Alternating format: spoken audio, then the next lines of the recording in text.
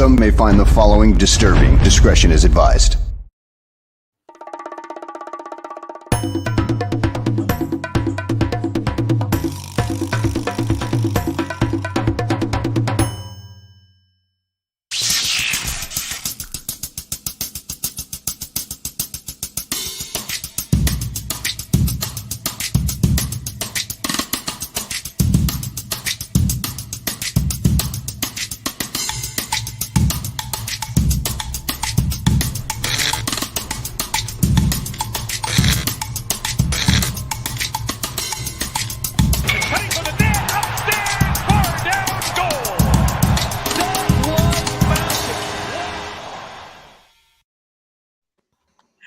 What's up and welcome back to Bar Down Talking Hockey, episode number 47, presented by the Barroom Network. My name is Vinny Parisi, and I haven't had a piece of Joey Does Dessert Cheesecake in over a month. And this right here, this is Frankie Mueller, and he is currently wearing one of the coolest hats to ever be made in the history of the world. And this right here, this is Joey Parisi, and he ended the football season the only way he knows how, by picking a loser. Gentlemen, how we doing? Joe, you got that dumb smirk on your face. I will start with you, my man. Standing postseason making picks. I did. It's definitely a postseason to forget about in the rearview mirror in terms of my picks. I was just telling Aldo before we went live here that the Super Bowl was very weird because it was the first time I was just rooting for like money. I was just like, any bets that I had, Frank, any bets that you had, I was just rooting for that. At the end of the day, like I didn't like really care that the Rams won the Super Bowl. I wasn't like upset or anything as I would have been had like Tom Brady lost the Super Bowl or something. But it was a very new experience because I was looking back at all the past Super Bowls of the past like decade, and I've literally wanted a team to win, a certain team to win in every single one of them, except this year. I did not have a very rooting interest aside from I wanted to make some money. So it was a different experience for me. So I kind of enjoyed it. Yeah, it was a lot of fun. Frank, how you doing, man? I'm doing good. It was a really fun weekend, bonding with a lot of people, and yeah, I just had a good time overall. It was a lot of fun. Me and you did some quality bonding without Mr. JP. It was kind of sad. I missed him. I missed you. I know, I did too. I had it wasn't the same. It wasn't the same. I couldn't go the whole Super Bowl without seeing him. So Frank, we talked. Yeah, we talked on the phone for a good like 25 minutes before the Super Bowl. Yeah, but it is his fault. Like he could have came with us. Like we didn't ditch him. He ditched us. No, right. Yeah. So we got a bit of breaking news before we went live here. Really quick. I've been waiting to see that comment since we started. I have to give an outstanding shout out to my man, Skox. He is one of the great listeners of the Barroom Network. I peek around a little bit. I'm not only a part of things when I'm on camera. You know, I peep into these shows here and there. I've tuned into Bulls 101. I love Bulls 101. Lauro makes me feel such joy about basketball. It's so crazy. Like, I hope I do that to someone about hockey or baseball because I like getting down and nerdy with some of this stuff. And Lauro really helps me do that for basketball, which I am still a learning fan, I would say. But my man Skox is in every chat. I've seen him in chats of shows that have nothing to do with us. He's not a Vinny or Joey guy or a Frankie guy. He's a barroom guy. And I respect that. You wear the front of the name on the front of your jersey, not the one on the back. I'm a team guy. And so I'm looking for Skox in other chat rooms. He's there. And he was incredibly kind enough to offer me 2 Chicago Bulls tickets for this past weekend, their game against... Now I'm drawing a blank on who. Oh, it was the Oklahoma City Thunder. And the Bulls, they played like trash the whole game. And they came back and they won second half of a back-to-back. So, Skox, I can't thank you enough for those outstanding seats. It was a lot of fun, and it's good to have listeners that care about you enough to offer you a ticket. So we work hard on this show, and I am really grateful to be a part of it, and I can't thank you enough for allowing that to happen. So really quick, before we get into anything, we got some breaking news. Aaron Rodgers' engagement is off. Oh. It's not the direction I thought you were going to go. That means Rodgers just continues with one ring. I mean, guys. I didn't know it was on. Oh, yeah, who's he engaged to? I'm very. You think I'm like live under a rock in terms of? I forget who it was. You are living under a rock. There's no doubt about that. I kind of am too. You could have told me Aaron Rodgers was married with 9 kids, and I would have been like, yeah, cool. Well, Yeah, I had no idea. it's funny because of the meme. Like, oh, Rogers back to only one ring. It's great stuff. It's good stuff. Well, over the weekend, we had a big event. And someone on this program backed a certain quarterback that used to play for a pretty stinky team. And it became so obvious to him that once he joined a new team or a significantly better team, that he would be able to take his career to new heights. And of course, we will talk about that in period number 1. Fuck.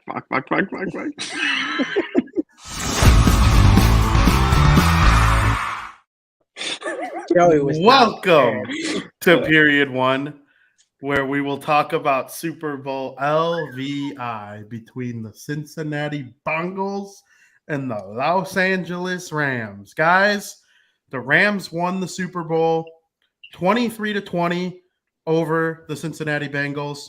Cooper Kupp, MVP of the game. We'll talk about him in a little bit, but it was an outstanding game all around. Before we get into the X's and O's of the football game and talking about this, talking about that, halftime this, halftime that, I want to know, did you enjoy the 4-ish, 5-ish hour experience of the Super Bowl as much as I did? Frank, I'll start with you on this one. It was such an entertaining Super Bowl. It is probably one of the most entertaining Super Bowls of the past decade. I mean, there was ups and downs for both teams. And the crazy part is, and something that doesn't always happen in a Super Bowl, is each team had the opportunity to take home the crown in the final 2 minutes of the game. It was anyone's game in the last 2 minutes. And I was super entertained by everything that happened. Joseph? Yeah, I agree. It was for a football game point of view, like it was a great football game that literally, Frank, you said it could have gone either way, like pretty much the whole way. And it came down to, some pretty entertaining finish, especially with, the way the Rams defense was playing. So that's what you want in a Super Bowl, especially if you're not a fan of either team, like neither of us are, where you just want to watch some good quality football with some entertaining commercials. I'm not going to say it's the best line of commercials that we saw this year, but there were some entertaining ones, and then I'm sure we'll get into the halftime show too. Yeah, absolutely. I enjoyed it a lot. I thought it was an outstanding football game. There wasn't as many points as I thought there was going to be, but I'm not a person who hates good defense, and both teams just absolutely suffocated the other team's offense's run game. Neither team was able to get a run game going in any way, and it was a lot of fun to watch. And I often say that football is an outstanding sport because even the bad teams versus the good teams, I would say 80% of all football games come down to whether or not the team with the ball last scores or gets stopped. Okay? I truly believe that 90% of football games come down to that scenario. And it did in the Super Bowl. The Bengals had a chance to take the lead with under 2 minutes left. Joe Burrow was given plenty of time to run the 2-minute drill.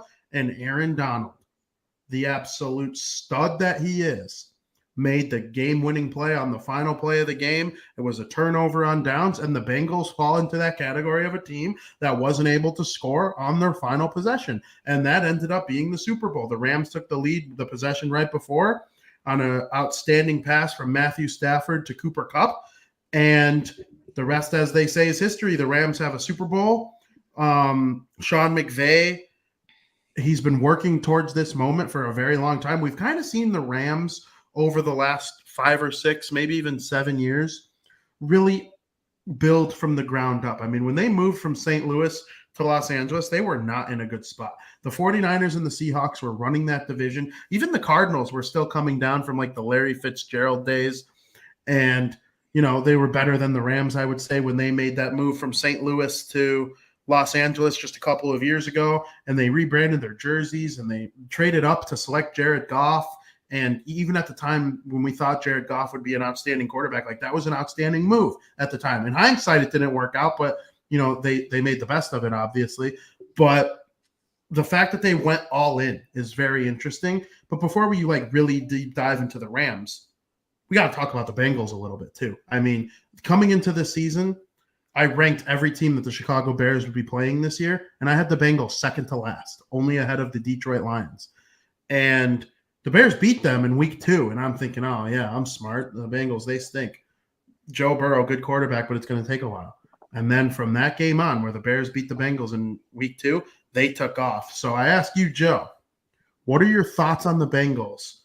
And like, are you proud of them? Should they be disappointed? Like, what are you thinking about when it comes to the Bengals? I think they should have nothing to be disappointed about. Like, this is an overachieving year, in my opinion, for them. I mean, we've seen what Joe Burrow can do now in a full healthy season from beginning to end, week 1 through 17, and it's remarkable. And honestly, this team could easily be back here year after year, especially if they improve their offensive line, which to me is their biggest weak point. So honestly, I was super impressed with the Bengals. I think they could be right back there for years to come. Frank? Yeah, the Bengals really impressed me, especially after last season, how they kind of stunk. Joe Burrow goes down with an injury. You don't know how he's going to recover. You got this college athlete coming into the NFL, which doesn't always spell success for collegiate athletes when they make it to the big leagues. But the Bengals really turned it around. I think they overperformed this year. Nobody really expected the Bengals to go to the Super Bowl. So what they did was absolutely magnificent. And they did it with such a young team too. So if they could do it with such a young team now, that's got to spell success for their future going forward. Yes, you make a great point. I saw a comment from Aldo in the chat about the offensive line. They better get him help, otherwise he's going to get killed. So it's up to the Bengals this offseason whether or not he is going to become Andrew Luck or if he can become a Tom Brady, or not Tom Brady. That's tough. But like, a Patrick Mahomes, a Justin Herbert, like, can he stay in that elite conversation? Josh Allen, even, or is he going to become Andrew Luck and just get hit so much and get so hurt? And this year he stayed healthy, but I mean, he got sacked 9 times by the Tennessee Titans in the AFC title game, and it wasn't the AFC title game; it was the division round. And then yesterday or 2 days ago, he got sacked 7 times by the Los Angeles Rams. I mean, that's a lot of hitting so far early in his career. We already saw him get injured once. It's completely different from when he was at LSU and had one of the best teams in the league, defending him in that sense. And when I say the league, I mean like college football. So I would really like to see the Bengals get Joe Burrow some help. They got him plenty of help in terms of weaponry, drafting Jamar Chase really high. And, they got good players surrounding him. I just need to see him upright a little bit more. You can't be taking that many sacks. And I don't know if it was the difference in the Super Bowl, but the bad offensive line was the final play of the game. Donald, causing him to not be able to make that completion there. So I'm very high on the Bengals, but they have a little bit of work to do, I think, before they are able to either get back to the Super Bowl. Like you said, Joe, we went into the playoffs. I called them the worst roster of any team that made the playoffs. I still stand by that. Joe Burrow and the offense, they made great plays to get to the Super Bowl. But and when you call them the worst roster, I mean basically besides the quarterback. Like if you were to take the quarterback out of the equation, who has the best team, I think the Bengals would probably have been ranked last. But because they had a top 5 quarterback of any team that made the playoffs, that can elevate you. I think we all understand that. So it was a lot of fun to watch them compete this postseason. I am happy for them, but the Rams were the better team, I think, and that's where we can kind of get into talking about the Los Angeles Rams. Joe, I'll go to you first on this one. What were your thoughts on the Rams as they won the Super Bowl? Yeah, I mean, the Rams, without a doubt, are the better team. Especially, they got the better offensive line, which I actually believe that if you were to take an offensive line just like that, it's not necessarily the best, but take that and give it to the Bengals would be the better team. I just think they're one really good offensive line away from being a very elite team for years to come. But on the Rams side, I mean, as we saw, Aldo said in the chat, OBJ was on his way. He started off hot. He had the first touchdown of the game. And then he goes down with that injury, and you just feel bad for him because, like, this is OBJ. We've watched him play for years now, and we're just so happy that he's here. And then he goes down with this injury. Yes, he was still impactful, but then not to mention Cooper Kupp, the way he played. Like the Rams, they came to play, and their top guys showed up, especially Cooper Kupp. So I think the Rams, did everything perfectly. The Bengals started to play better than the Rams from the second Odell Beckham Jr. went down. They started double covering Cooper Kupp, and outside of the one play in the end zone where he burned Eli Apple, I would say it was a huge detriment to the Rams offense to lose Odell Beckham Jr., which they got what they needed from him in the game and in the playoffs. So you could say that was like a season defining trade in the NFL this year. And Frank, I want to know your thoughts on the Rams as a whole as well. I got to give them credit because I wasn't high up on Matthew Stafford and the Rams for most of the season, but they proved me wrong and they're a lot better than I thought they were. So props to them. I think it's even more impressive that they were able to overcome and win the Super Bowl with how many injuries they had. I mean, Odell Beckham went down and then they had to come from behind and try to win without one of their top receivers, not to mention, and not a lot of people are talking about it, but the Rams didn't even have Robert Woods either. He wasn't there with injury, and he's impactful on the offensive time of the field or whatever. But the fact that they were able to win the game and come back and, like I said, play from behind without Odell Beckham, because then really you only got what? You got Akers on offense with the run game, or Sonny Michel, and you got Cooper Kupp on offense. But besides that, they don't have a lot of guns they usually go to. So to me, it was even more impressive what they did.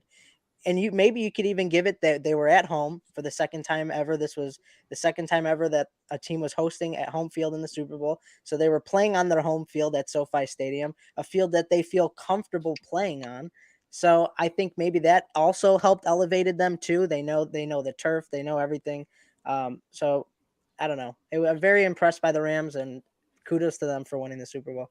You brought up injuries. We found out today that Joe Burrow had an MCL sprain, and you probably remember the play where it happened on, where he was just screaming. And then Odell Beckham Jr. does have a torn ACL, and he's probably going to miss a good portion of next season. It's going to be interesting to see if it's kind of devastating for him because he's a free agent who wears. It's probably going to be a storyline going into next NFL season. Hey, who's Odell Beckham going to sign with? He's kind of lucky. He might not be able to sign with a team until like week 4 or 5. And by then, it might be obvious who the smart teams to sign with are. Maybe he goes to the Bengals. Maybe he sees that they're running away with the AFC North early in the season. Maybe a team like the Green Bay Packers throw a bunch of money at him. Maybe the Rams want him back. The Rams have a lot of decisions to make based on what I think happens with Aaron Donald and Sean McVay, who have each kind of like hinted at retirement, even though they're both like on the younger side. But like McVay has mentioned going into the media side of things. You know, maybe he wants to become this show's 4th podcast host. I would let him. I mean, it's our show, but I think the 3 of us would probably let him join our show if he so wanted. But I would go over an application. Yeah, I would consider him. I don't know if it's for sure, but I would consider him. And then Aaron Donald with the side of like, what else does this man need to do? Aaron Donald, he might be the best defensive player ever. I'm going to take some flack for saying that. I don't care. I have statistics to prove my points. Aaron Donald, in 9 of his seasons, 8 of them, he was selected as an all-pro, meaning he was one of the very best defensive players in the NFL. He has won Super Bowl, and he was an extremely impactful player in said Super Bowl. He had an appearance in another Super Bowl, countless big game moments where this man has just become one of the best, at least at minimum, best defensive linemen of all time. Sacks after sacks, defensive player of the year after defensive player of the year. There was a point where Khalil Mack kind of like got near him at the top of the food chain, but I don't think anybody's ever touching Aaron Donald anytime soon. And between him and LT, and I'm sure there are a couple other ones that people will always bring up that are like the all-time greats, Aaron Donald's in that conversation. I mean, what do you guys think of this guy? I don't want him to retire. That would kind of stink in NFL without Aaron Donald. Frank, I know you are a pretty big fan of Aaron Donald. What do you think of this whole thing? Yeah, I love to watch him, and if I'm a quarterback and I see Aaron Donald running at me, I'm frightened out of my mind. He's just really fun to watch, and not only what he does on the field, but if you watch his reactions on the sideline, you see how engaged he is in every game. Like you saw how bad he wanted to win the Super Bowl when Matthew Stafford on 3rd and long, incomplete to make it 4th down. You see him cringing on the sideline like, oh my God, come on. They're not showing any other player but Aaron Donald because they know how bad he wants it. So that's what I love about him. I love watching him play on the field. I love how involved he gets in the game with emotions. So yeah, I'd love to see him play a few more years in the NFL. Yeah. And yeah, Frank, his reaction, the camera went right to him after they were Super Mhm. Bowl champs. They're interviewing him on the sideline. He can't even get any words out. He's crying. You could Mhm. tell this guy just wanted to win a Super Bowl. And I am very happy that he was able to get that. And he was actually, if it wasn't going to be Cooper Kupp, I was going Aaron Donald for MVP over Matthew That was going to Stafford. be my next question. I would have voted for Aaron Donald over Cooper So would Kupp. I. So would I. Over Cooper Kupp. Yeah, he had 2 of the 7 tackles. He had 4, I think he had 4 total tackles, and this guy, without him on that defense, who knows what Joe Burrow would have been able to do. So I would have gone with Aaron Donald. The Bengals win the Super Bowl without Aaron. I honestly believe that. Because he makes Leonard Floyd better. He makes Von Miller 5 years younger. Absolutely. Yeah. Absolutely. So he was, to me, their most valuable player. But I mean, Cooper Kupp was outstanding. But I think the world of Aaron Donald, and I would love to see him keep playing. Me too. Do you think you need to be obsessed with winning like that to be as good as him? I think you need to cry. You need to have that level of emotion about your sport in order to want to win. Yes. Yeah. It's not all about, people say it's always about money. It's only about money. In order to be that good, to earn the money that Aaron Donald has earned in his career, you have to live, eat, sleep, and breathe this stuff. And you have to be thinking about it every single day, all day. And when you finally get it, all the emotions come out. Credit to you, Aaron Donald. It's been a pleasure to watch for all these years. Absolutely. You want to win. You got to have that mindset. Because as soon as you lose that mindset, you're not playing at your 100% best. And that's what you need to win games. Couldn't agree more. I'm a firm believer that the more competitive of a person you are, the better you are at something. I'm a firm believer that everyone I know, we've seen it with this stuff. Even doing this podcast, people always say oh, this kid's just naturally good at stuff. Those kids who are naturally good at sports or games, little games or something. I mean, let's look apart from them actually playing the game and how bad do they want to win? If you want to win something that bad, you're going to be good at it. So I'm a firm believer that I love the way Aaron Donald plays. I think me and you and Frank are microcosms of that. Even when we play our little games at family parties and stuff, you get so I want to beat your ass. Yeah. I don't care if it's worth nothing. And I love competitive spirit. I believe I have it. And I know for a fact you two have it. So I'm happy for Aaron Donald. I really am. I was a little emotional watching him myself. I was happy to see him get his ring. And I did want to bring up Cooper Kupp as well. I have that written down next to Aaron Donald's name on my sheet. He is one of the very best receivers in the NFL right now. I don't know. And it's kind of another thing with Cooper Kupp that's similar to the Aaron Donald thing. Is he the most gifted receiver in the NFL? Can he run as fast as Hill, or is he as nimble as maybe even Odell Beckham Jr.? Can he make those one-handed catches behind his head like that, like Odell Beckham Jr. can? I'm not so sure. Maybe. He's a freak athlete. There's no doubt about it. I'm not shitting on him as an athletic specimen. But what I am saying is his biggest strength to me is yards after the catch. And in order to have yards after the catch, you got to want it, man. You got to know you're taking a hit. A lot of the times when you get hit, you can just go down and only take the one hit. Okay, fine. Cooper Kupp will get hit, try not to go down, and then get hit again. And to me, that it goes back to what we were saying about Aaron Donald. This man wants it. He was crying after the game, too. He looked like an emotional disaster after the game. The way he looked on his face is like he lost. And that's how much this stuff means to him. And the yards after the catch thing, I think, is like a microcosm of that. And happy for him as well. Frank, Cooper Kupp. Yeah, I mean, this dude is just, I don't know what they feed this guy, because he is just, when he catches the ball, I just don't understand. It's like trying to tackle a brick wall. And I don't know if agile is the right word here, but his agility on the field, there was one play that stuck out to me where he caught the ball. He was running up the field.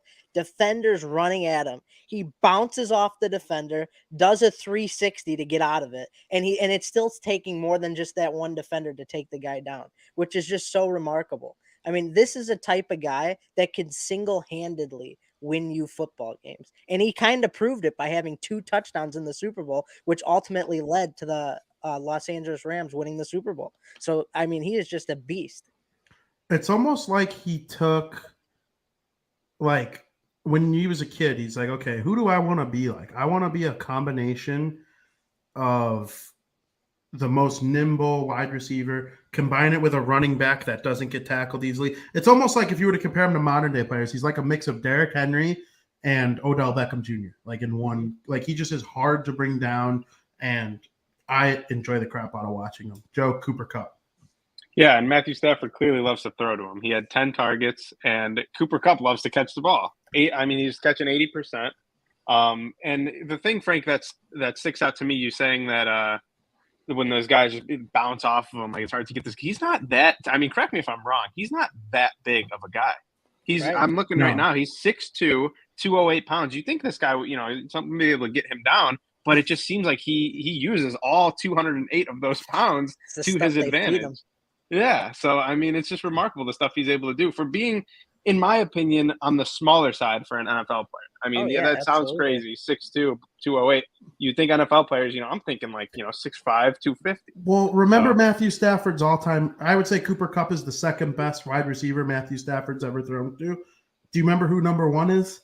Yeah, Megatron. Yeah, that guy that's like a big NFL receiver. Like, he was really big, and he's very different than Matthew Stafford, but I understand, or than Cooper Kupp, but I understand why Matthew Stafford enjoyed each of them individually in their own right, because Megatron, Calvin Johnson, was like a mismatch almost. Like, it was like throwing to Gronk.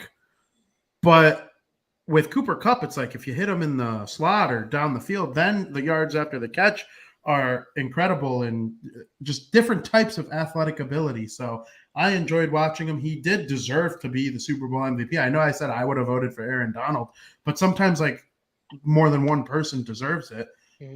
And Matthew Stafford would have been in the conversation too. He did have 2 interceptions. I only blamed him for the first one. The second one, I think, was absolutely not his fault in any way. And, I thought all 3 of them had an outstanding game. They're absolutely 3 of the 5 most important players on the team. And, we can lean into Matthew Stafford a little bit. Guy goes from Detroit, where he was just unbelievable on a bad team. But there are a lot of people who called him Stat Padford because he liked to pad the stats late in games when there was garbage time. And, to me, it was obvious that you don't just throw for 4,500 plus yards a season on a bad team by accident. I'm sorry, you just don't. It's not like there have been bad teams in the NFC North. The Vikings have always had an outstanding defense. There was a couple years where the Bears had an outstanding defense. Even in some of the bad Bears years, like in 2017, they had a top 10 defense. They added Khalil Mack and became a top 3 defense, maybe a top 1 defense. And then even as they were sliding down in the Matt Nagy years, they still were a formidable, hard to play against defense from time to time. And Matthew Stafford, he shined in these years. Even the Green Bay Packers were good enough to sustain having Aaron Rodgers as their quarterback. And of course, the Lions are just bad, and they have been bad, and they haven't made good coaching decisions. But he goes over to the Los Angeles Rams, who have made it to the Super Bowl with Jared Goff. It was essentially like their version of Jimmy G, right? Where like, don't turn the ball over. You're not going to be the reason we win the game, but we can win with you. But the Rams were like, wait, why do we have to settle for that? Why do we have to settle for Jared Goff? He's good enough to like win you games by 5 to 10 yard gains here and there, but he's never going to make that outstanding play. Let's go get Matthew Stafford and see if that pushes us over the edge. And I remember one time listening to ESPN 1000. Someone called into Cap and Company and talked about how if the 2018 Bears had Matthew Stafford, they would have won the Super Bowl. And it got me thinking, I'm like, if Matthew Stafford was on an elite team like that, he could win the Super Bowl. So I'm going to ask you, Joe, did Matthew Stafford maybe solidify himself as a Hall of Famer, or at very least prove that he was an elite quarterback for all these years and it wasn't just pad Stafford? I mean, he definitely proved it to me. I remember like about a month ago, maybe a couple months ago, we were talking about him. You brought up, his 4,000 plus yards and like 9 of his 11 years with Detroit or something crazy like that. And I kind of just brushed that aside. But I guess, yeah, after looking at this postseason with the Rams and, him being 0-3 in his career over in Detroit, but looking at his individual stats, seeing how good they are, you really can't argue against that. Matthew Stafford was just a good team away from being a Super Bowl champion, and that's exactly what he is. So yeah, I completely agree that it changed my opinion of Matthew Stafford. I actually do believe now he is one of the great quarterbacks that I'll go ahead and say we kind of got screwed for the majority of his career because he was on such a shithole team. So yeah, I'm a big Matthew Stafford believer now. And real quick before Frankie goes, I wanted to ask Frankie. So I don't know if he saw this. The over-under for his total yards in the Super Bowl was set at 281 and a half yards. Do you know how many he finished with in the Super Bowl? Don't say 280 or 282. Probably like He's two- 250. 283. I was Yeah. baffled that it was that close to the over-under. And I was kind of baffled that was the over-under, was 281 and a half, because in his previous 2 playoff games, he threw for 337 against the 49ers and 366 against the Buccaneers. And they set his over-under at 281, and it goes over by 2 points. Just remarkable. And that includes rushing yards. No, I think right? that's passing. I don't know. It's just passing yards, I not think that's total just yards? passing. That's just passing yards. Oh, Yeah. okay. Yeah, Matthew Stafford and Eminem being in the halftime show. Closest thing Detroit will get to the Super Bowl. Frank, your thoughts on Matthew Stafford? Yeah, I mean, I kind of changed my opinion on him a little bit. He definitely impressed me. Being on a different team definitely helped him. As far as solidifying him in the Hall of Fame, I don't know yet. I would still say not right now, because I think for a Hall of Fame career, you got to take into consideration what you have done for your whole career, and being on the Lions might have hurt him a little bit. I know he had great seasons with the amount of yards he's thrown, and he had great offensive seasons according to statistics, but that might have hurt him right now to be in the Hall of Fame. And we also got to see how he does going forward in his career. Was this a one-off? We don't know. Only time will tell on that. Yeah, I would vote for him, because I would only because I know Phil Rivers is going to make it, and he was the same thing. Bad team, bad Chargers, awesome, outstanding yards. Same thing with Eli Manning. Those guys are going to go to the Hall of Fame. So basically, Matt Stafford is like the next generation of that. And then the quarterback on the other side, Joe Burrow. I mean, we watched Joe Burrow play for LSU. He was outstanding there, won the national championship, the Heisman Trophy, and then he comes to the NFL and he's elite right away. And he gets hurt, and it's like, okay, well, he's an elite player. Is he going to ever be on the field? Okay, we'll see. Comes in this year, rocky start. He threw more interceptions in that game against the Chicago Bears alone than he did the entire previous year. Now, I know he only played 8 weeks the prior year, but the same number of interceptions in 1 week as opposed to 8 weeks the year before, it's like, sophomore slumping coming for Joey Burrow. He goes, no, not today. I'm going to be the team that you all think is going to come in last place. I thought the Bengals would be in last place of the AFC North. And lo and behold, they won the whole thing. They won the division, and then they make it to the playoffs. I picked them to win in the first and second round, but in the third round is when things got a little hairy for them, and they're playing against the Kansas City Chiefs. And Joe Burrow says Patrick Mahomes. Okay, maybe Patrick Mahomes is a little bit more talented than Joey Burrow, but Joey Burrow knows how to win just as well as Patrick Mahomes does. I'm not saying Patrick Mahomes doesn't. He certainly does. He's got a Super Bowl, 4 AFC championship appearances. Talk to me in 10 years about Patrick Mahomes' career. But Joey Burrow's right there. He's right there. He's one of the 5 best young quarterbacks in the NFL now. When I think of naming the best guys in the league, now that Tom's retired and Rodgers and Russell Wilson are the only ones like in the middle now, you think of Mahomes and Josh Allen. Lamar Jackson's outstanding. If Deshaun Watson never plays again, he's absolutely in that conversation. Hopefully Justin Fields gets there. Joey Burrow's right there. Justin Herbert. Frank, I'll start with you on this one.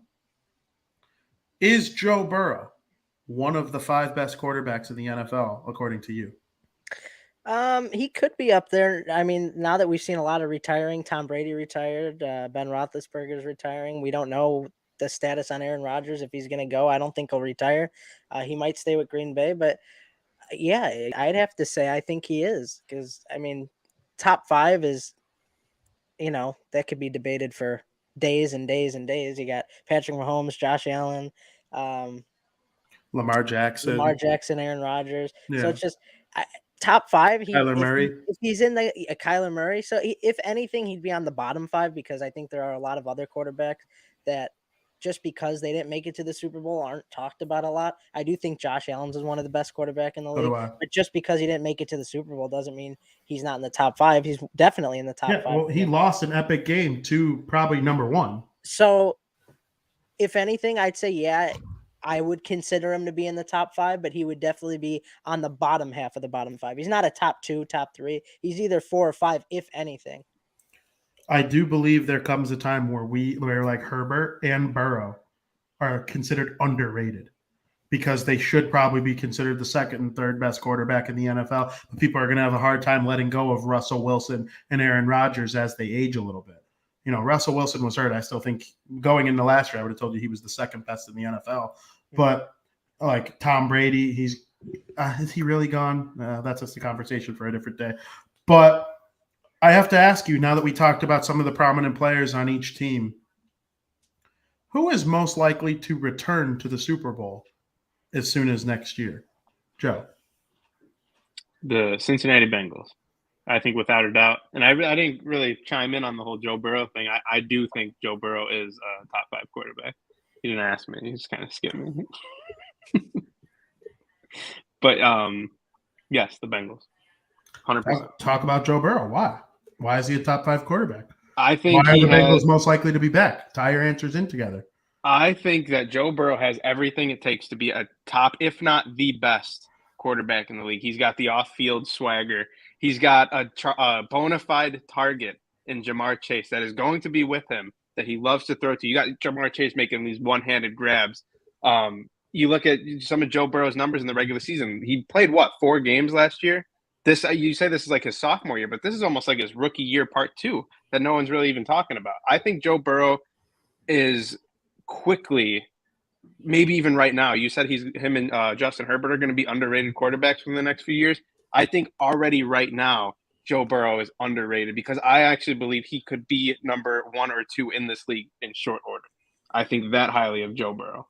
I like that you call him Joey Burrow too. It makes me think of me. It's his Twitter handle. Do you so you believe the Bengals will be back soon? Oh, I think the Bengals will be back, and I think they'll be a threat to be back year after year because they have one job this offseason, and it's to fix that offensive line. Joe Burrow, he didn't throw 1 interception. Not one. He threw for 2 what did I just had it? 263 yards with a 66.7 completion percentage. Sacked 7 times. If you take away those 7 sacks or even lower it to 1 or 2, maybe even 3, who knows what Joe Burrow would have been able to do in this football game. You fix that offensive line, the Bengals are one of the most dangerous teams in the NFL. Frank, most likely to be back?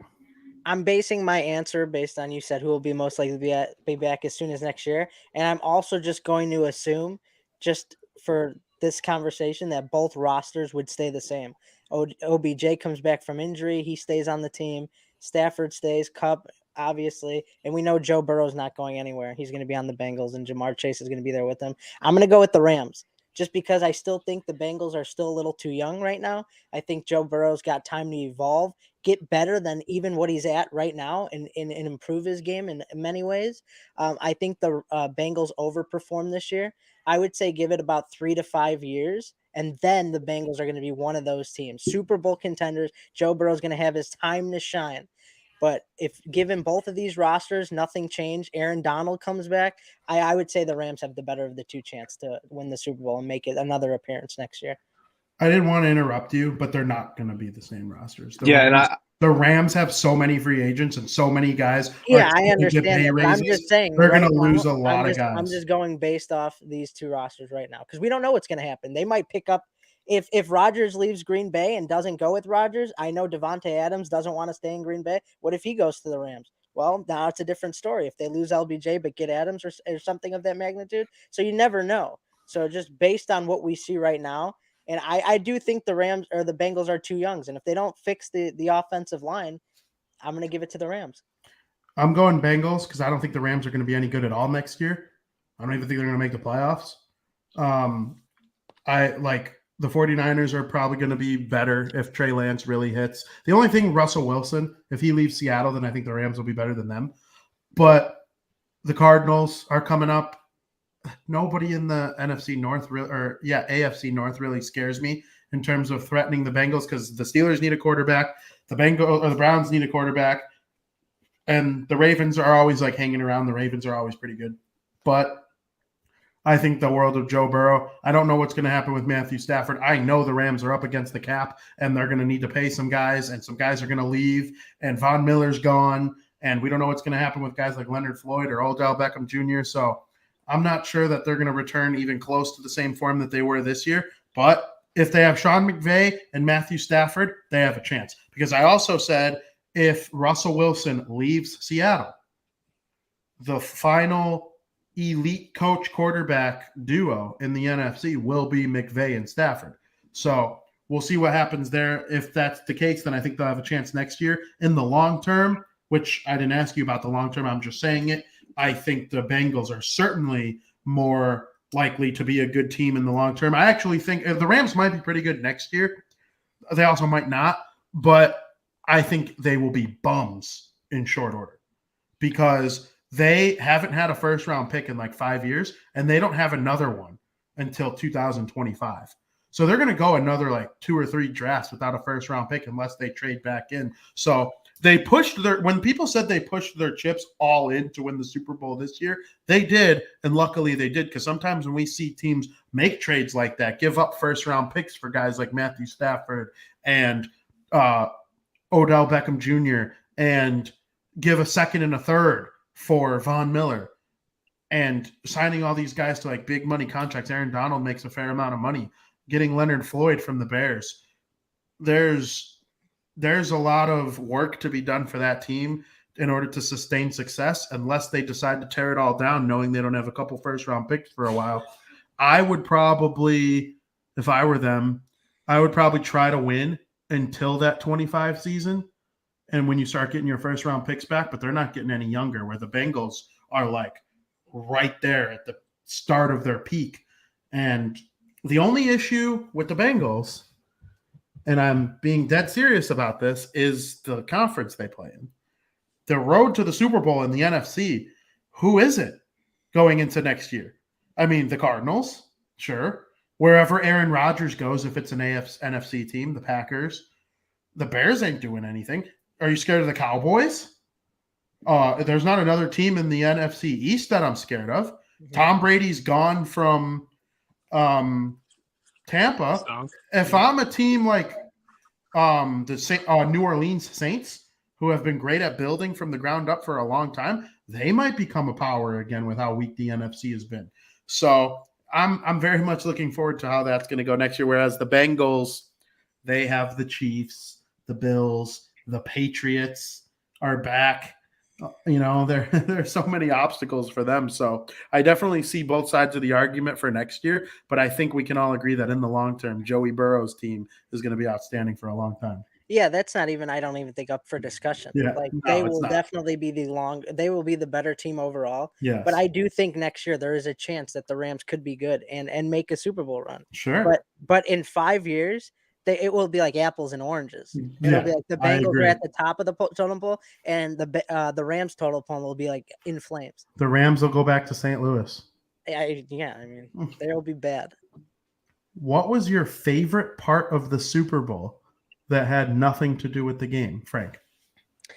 Well, see, I didn't know. He's cheesing. Like, does halftime count? Because yeah.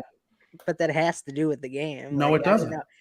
So I don't know. It has absolutely nothing to do with the game. Yeah, but I thought you meant like completely like the food we ate. Like that was good. Like you can say stuff like that. No. Which it was. The food and the variety of food we ate was just outstanding.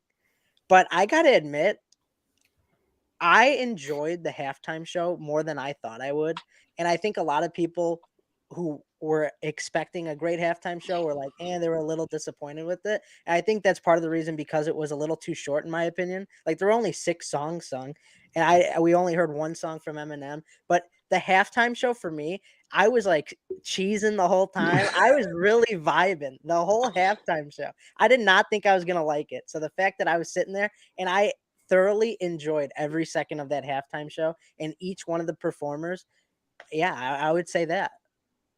Joe? Yeah, Frank, I agree. I was looking forward to this halftime show so much. I was just so disappointed when it ended because it's like I didn't even really see. I saw 50 Cent. That I thought that was awesome. Him coming in it wasn't really talked about. I didn't know he was going to be there. I mean, I live under a rock, as we said earlier. But Nobody knew 50 Cent was going to be there. yeah, he was okay. He was like the random guest that like a lot of times halftime performers bring out. But it fit perfectly. I thought it was a great. I guess what would you call that when there's 6 people on a stage? Because it's like a trio, but 6 of them. 2 trios. Yeah, 2 trios. But I would have loved to see more. I wanted to see Eminem, go into another song. But the way they led into each song, I was cheesing the whole time too. I really enjoyed it. I just wish it was longer. So that's got to be my answer too, alongside some phenomenal food that I had. What did you guys eat? It was funny though. Before I get to that, I was like, "Who's hanging upside down?" Who's that fat guy? I saw one thing. It was like 50 cents now, a full $1. He was hanging upside down, and I'm like, "What?" I love anyone who like rips on 50 Cent for being a little heavier than he was 20 years ago, as if the person critiquing 50 Cent is also a little heavier than they were 20 years ago. Like, shut up. Shut the hell up. I like the Super Bowl halftime show too. That was definitely my favorite part of the non-football game. I love music. And Joe, you know that we've been fans of Eminem and Snoop Dogg for a long time. Coming into my own on Dr. Dre over the last couple years, but Snoop Dogg and Eminem have been a big part of our fandom of sports and music for a long time. I remember when Recovery came out. It was like my favorite album on planet Earth. And then my favorite band, Avenged Sevenfold, is the one that booted Recovery off of the Billboard #1. And like it was just so cool because those are like 2 of my 10 favorite artists of all time, just competing for the #1 spot on the chart there, the Billboard Top 200 #1. But I loved seeing 50 Cent come out because Into Club is like it's a recognizable song. Everybody's heard of it. And I thought it was a great show. It was short. Of course, it's going to be short. They got to come out and play the second half of the Super Bowl. But I enjoyed it a lot. The food, magnificent. I ate some outstanding meatball sandwiches made by Mr. the King Bean himself. Outstanding stuff there. Those were so good. Bean cooking? He's cooking when I'm not there? What? And then G made these meatball subs. They were fire. They were I outstanding. hate to toot my own horn, but they were really good. And then another batch came out of the oven, and I grabbed one. And I went up to Frankie. I was like, I don't know if anyone else got their first one yet, but I don't care. I am having a second. And guess what? I had a second before a bunch of people had their first. So one more thing about the halftime show. I want to hear Frankie's, I want to try to get this raw. I want you to explain your raw reaction. And I know you had a prop bet in about, some of these guys wearing sunglasses. You needed 2 of the 5 people to be wearing sunglasses. So we'll just go ahead and cross off Snoop Dogg. We knew he was going to be wearing them. Yeah. What was your reaction? Take me through it, Ben. I don't know if you saw Frankie, if you were watching him. What was your reaction when you saw Kendrick? Was it Kendrick who had the sunglasses on? Yeah. Kendrick Lamar. What was that reaction when he shows up and you see some shades?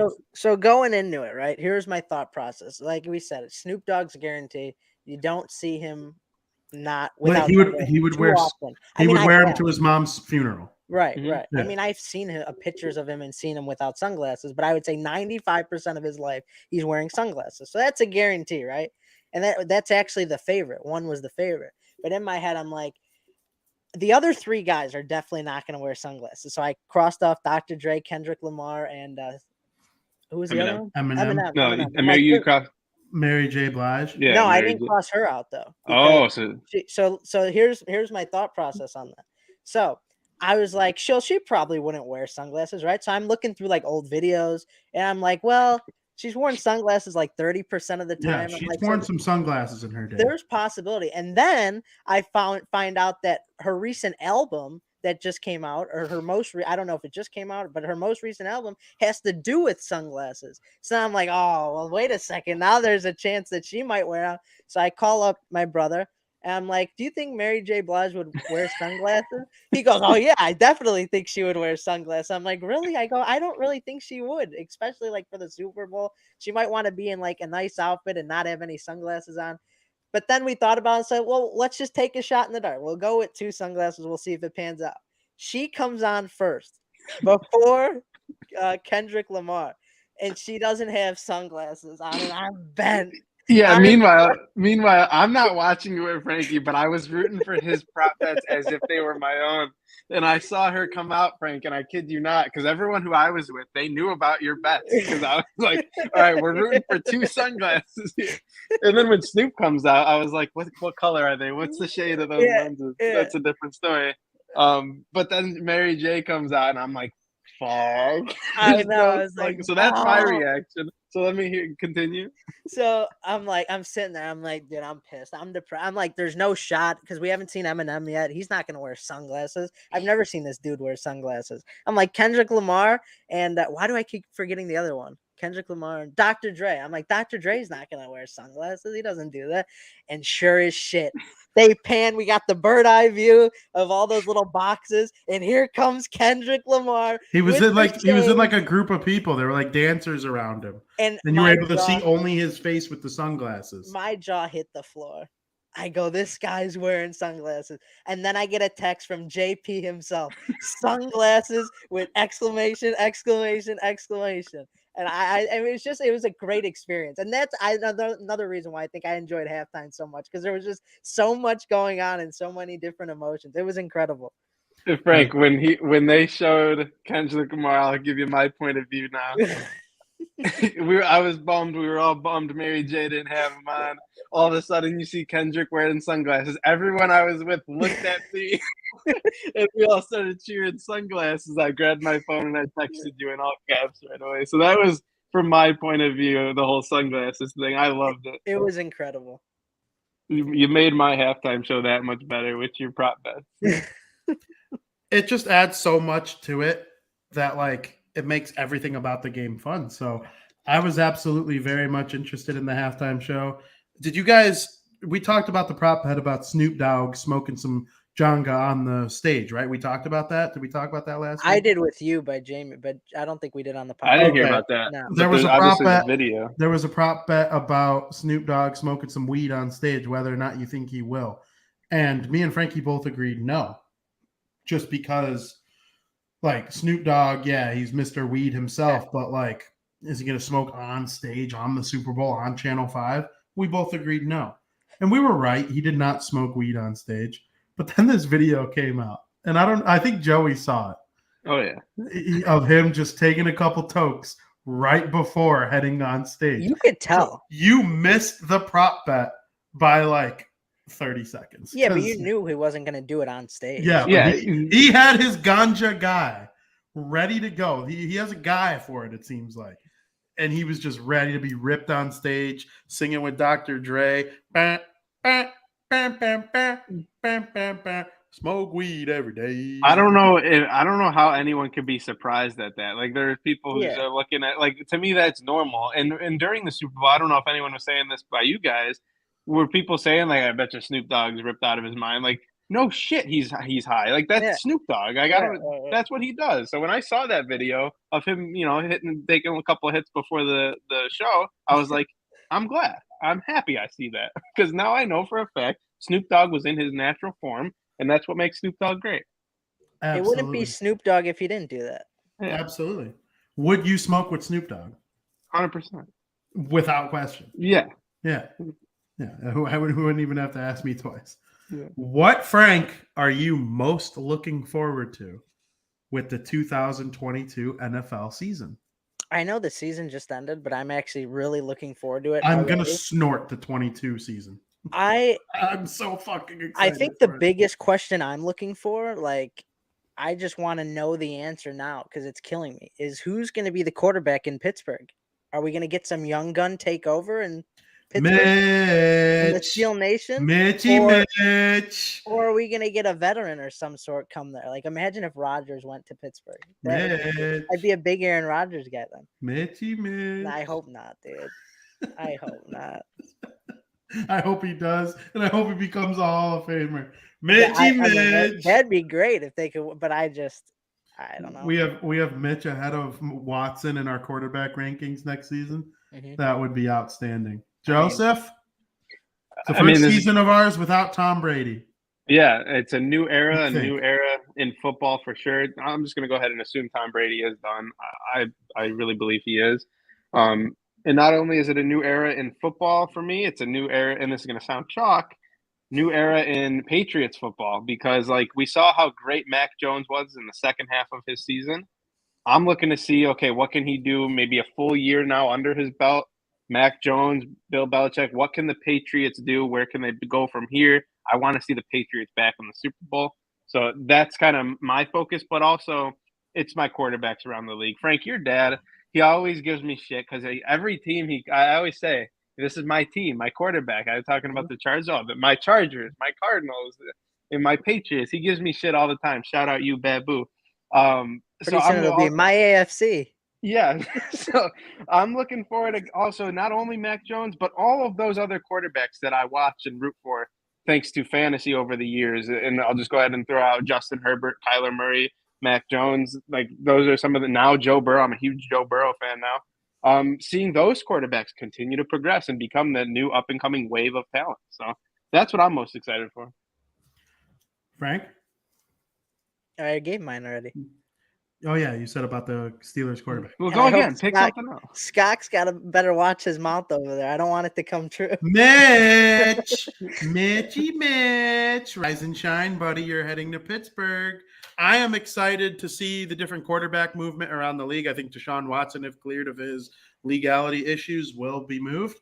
I believe Aaron Rodgers will be moving. The Indianapolis Colts are going to keep Carson Wentz probably, but we'll see if they have a chance to upgrade to someone like Aaron Rodgers. I don't think they would hesitate. Kyler Murray seems to hate the Arizona Cardinals right now. He deleted anything and everything that has to do with them on all his social media and took their name out of his bios on everything. So we'll see if Kyler Murray demands a trade. Where's Russell Wilson going to go? Is Matthew Stafford's future up for debate? I mean, the quarterback movement is the key to our NFL. It's what makes the league fun. And I'm also looking forward to updating this little bad boy right here. It's a list I have on my phone.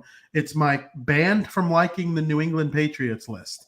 I can't wait to add a bunch of idiots to this list, and it's going to be a lot of fun to kind of be fully back in on the Patriots too, because I was rooting for Tom. I don't care what anyone says. I was unapologetically rooting for Tom no matter what, no matter who he was playing. I love Tom. He's gone now. I want to see Justin Fields take the next step.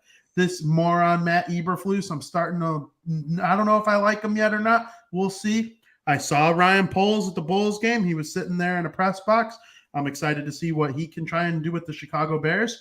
As of right now, the thing I'm looking forward to most is the NFL draft. It's the first time in a while where we're not going in just dominated by quarterback conversation. Nobody's thinking about any of the top quarterbacks coming out of this year's draft impacting the NFL. Now, someone will. There will be a quarterback drafted that will start games in the NFL and be pretty good. There's no doubt in my mind about it. It happens all the time. Russell Wilson was a third rounder. Tom Brady was a sixth rounder. I know Patrick Mahomes was a first rounder, but he fell. He wasn't like he was the second quarterback taken in the draft. Like Trubisky went first. Josh Allen was like the fourth quarterback taken in his draft. There was still a first round pick, but like Josh Rosen went ahead of him. Like what? But Baker Mayfield was the first overall pick. Josh Allen's worlds better than Baker Mayfield. So it's going to be interesting to see with me in that. I want to see the Bears take a step as an organization. They might not take a step in terms of wins and losses, but I want to be happy with how the 22 season went for the Bears. So I'm looking forward to seeing it and adding more clowns to my band from liking the New England Patriots list. Yeah, and Vin, something you mentioned about the quarterbacks and the draft and everything.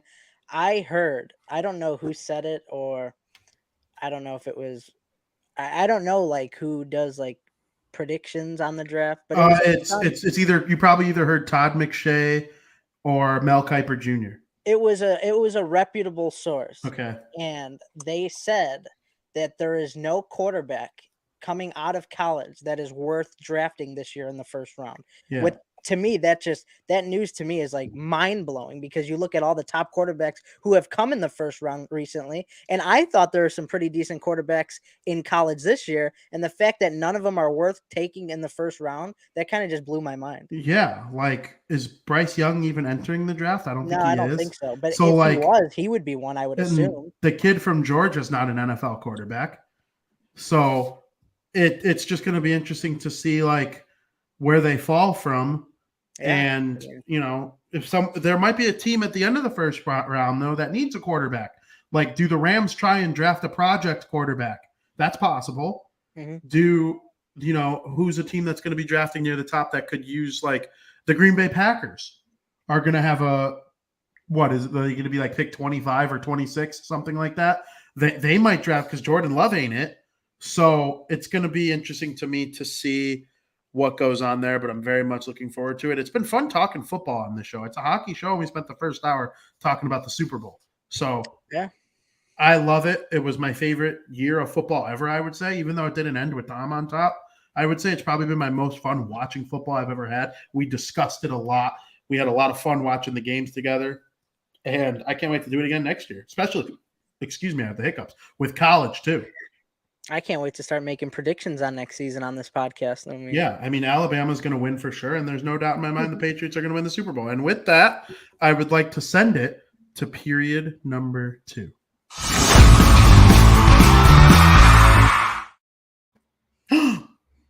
Where's Joey? It's a magic trick. Where's Joey? I made him disappear. Where's Joey? And before we get started with second period, I'm going to tell you that tomorrow on Crosstown Crosstalk, Cubs beat reporter Maddie Lee is going to be joining me, and we are going to talk baseball, or lack thereof, if you will. And I'm very much looking forward to sharing that with all of you. If you're wondering where Joey is, don't worry about it. He'll be back. That's none of your business. To start off, Matt Boldy, outstanding Minnesota Wild rookie, made his NHL debut earlier this season. He's off to an outstanding start to his NHL career. He's getting assists. He's scoring goals. Joey's back, ready to talk Matt Boldy. He used to play for Boston College, which is near and dear to Joey's heart. I know he doesn't like BC as much as he likes BU, but he still likes BC anyway. What do you guys think of Matt Boldy? Frank, since you didn't ditch, I'll start with you. This guy. You're on mute.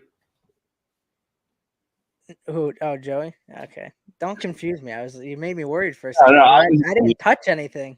You can hear me now, though, right? Yeah. Yeah. I was getting my other ear in. Matt Boldy, this guy. I said, I don't know what they feed Cooper Kupp. I don't know what they feed this guy. I mean, he's played in 13 games only in the NHL, right? It's a small sample size, just getting his feet wet. He has 7 goals and 7 assists. He is point per game. And not to mention, this game that you're seeing right now on the screen against Detroit records his first ever career hat trick, which is also not easy to do for a rookie. There are some veterans out there who have not recorded their first career hat trick yet. And this guy did it in his 13th NHL game. And it was on Valentine's Day. So, you know, much love to him, right? Doesn't really have anything to do anything, but I just thought it was kind of ironic that it happened. But the fact that this guy is making waves already, I can't wait to watch more of him in a longer stretch of the season. Joe? Yeah, I knew right away when this kid made his NHL debut against the Boston Bruins on January 6th, and he scored a goal and helped them win and defeat the Bruins in their first game of 2022, that this kid is going to be legit. It was kind of a huge moment for him. As you said, Ben, he did go to Boston University. And to, you know, come into the NHL in your first NHL game, score your first NHL goal, and then only 7 games into it, have your first ever career hat trick. The sky is the limit for this kid. You see him doing plays like that, redirecting it. That is so difficult to do. It reminds me of Steven Stamkos doing it on the other side. We've seen him do that time and time after. So, yeah, the sky's the limit for him. So, Matt Boldy, I'm very impressed. I'm doing some research while you guys were talking on Matt Boldy in terms of his draft status. He was taken 12th overall by the Minnesota Wild in the 2019 NHL draft, and he's already asserted himself amongst some of the top scorers from his draft already. He only has 14 points so far, but everyone ahead of him has significantly more games played. So Jack Hughes is the class's leading scorer with 82 points, and second is Capo Caco with 54 points, and then Kirby Doc with 52 points. Creeping right behind those two is Trevor Zegras, who I believe is the second best player from the draft, behind only Jack Hughes. I will say this, though. Matt Boldy might be the third best. And he's proven that He's shown it. He's up there. The Minnesota Wild got an absolute gem with him. I mean, don't get me wrong. This is looking like one of the all-time great drafts. I mean, Nils Hoglander has been outstanding with the Vancouver Canucks so far this season. He's inserting himself into the Rookie of the Year conversation. We know Doc is a good big center that can at minimum be like a middle six centerman that can help any team win. He might not be like a star. People who are going to be, there are going to be people who are mad because he was a third overall pick and he's not like a superstar, but Kirby Doc can still help you win hockey games. There's no doubt about it. Trevor Zegras, superstar. Jack Hughes, superstar. Capo Caco, same thing as Kirby Doc. He's the second overall pick, so people are going to be mad if he doesn't turn into Patrick Kane, but he's still going to be a viable contributor to an NHL team and, you know, a good player. Moritz Seider, outstanding player for the Detroit Red Wings. Dylan Cousins has been really good for the Buffalo Sabres so far this season. Cole Caulfield is in the mix. Connor McMichael of the Washington Capitals. Tomasino from the Predators. And then there's Matthew Boldy, who has just been an outstanding player. That draft had, I want to say it was like 9 kids come from that United States National Development Program. Jack Hughes led the way. And then, of course, Zegras, Boldy, Spencer Knight is in the mix. He was drafted there too. Obviously, he's not on the leading scorer list because he's a goalie. So I'm very happy about Matt Boldy. Joe, I know you saw him make his NHL debut against your Boston Bruins, and he absolutely torched them. So what are your thoughts on Boldy? Yeah, I kind of already gave those thoughts. 7 games, and he's already got, Frank, you said point per game, 14 points. Or no, he's 7 goals, 7 assists, 14 points games. For 13 games played. I misspoke there. So, I mean, to be point per game and, you know, jumping into a season halfway through on a Minnesota Wild team that is really good, yeah. But, Vin, we talked about a lot that the Wild, it is so clear that Kaprizov is their best player. But if you look at their lineup now, if you add a guy like Boldy who could be point per game in the NHL, he's proving to be that right now. Like, yeah, he might cool off. He's a rookie. It's going to happen with young players. He had a 4-point game too. Yeah. Okay. So he's going to cool off. He might not be point per game, you know, to start his career, but right now it's looking pretty good.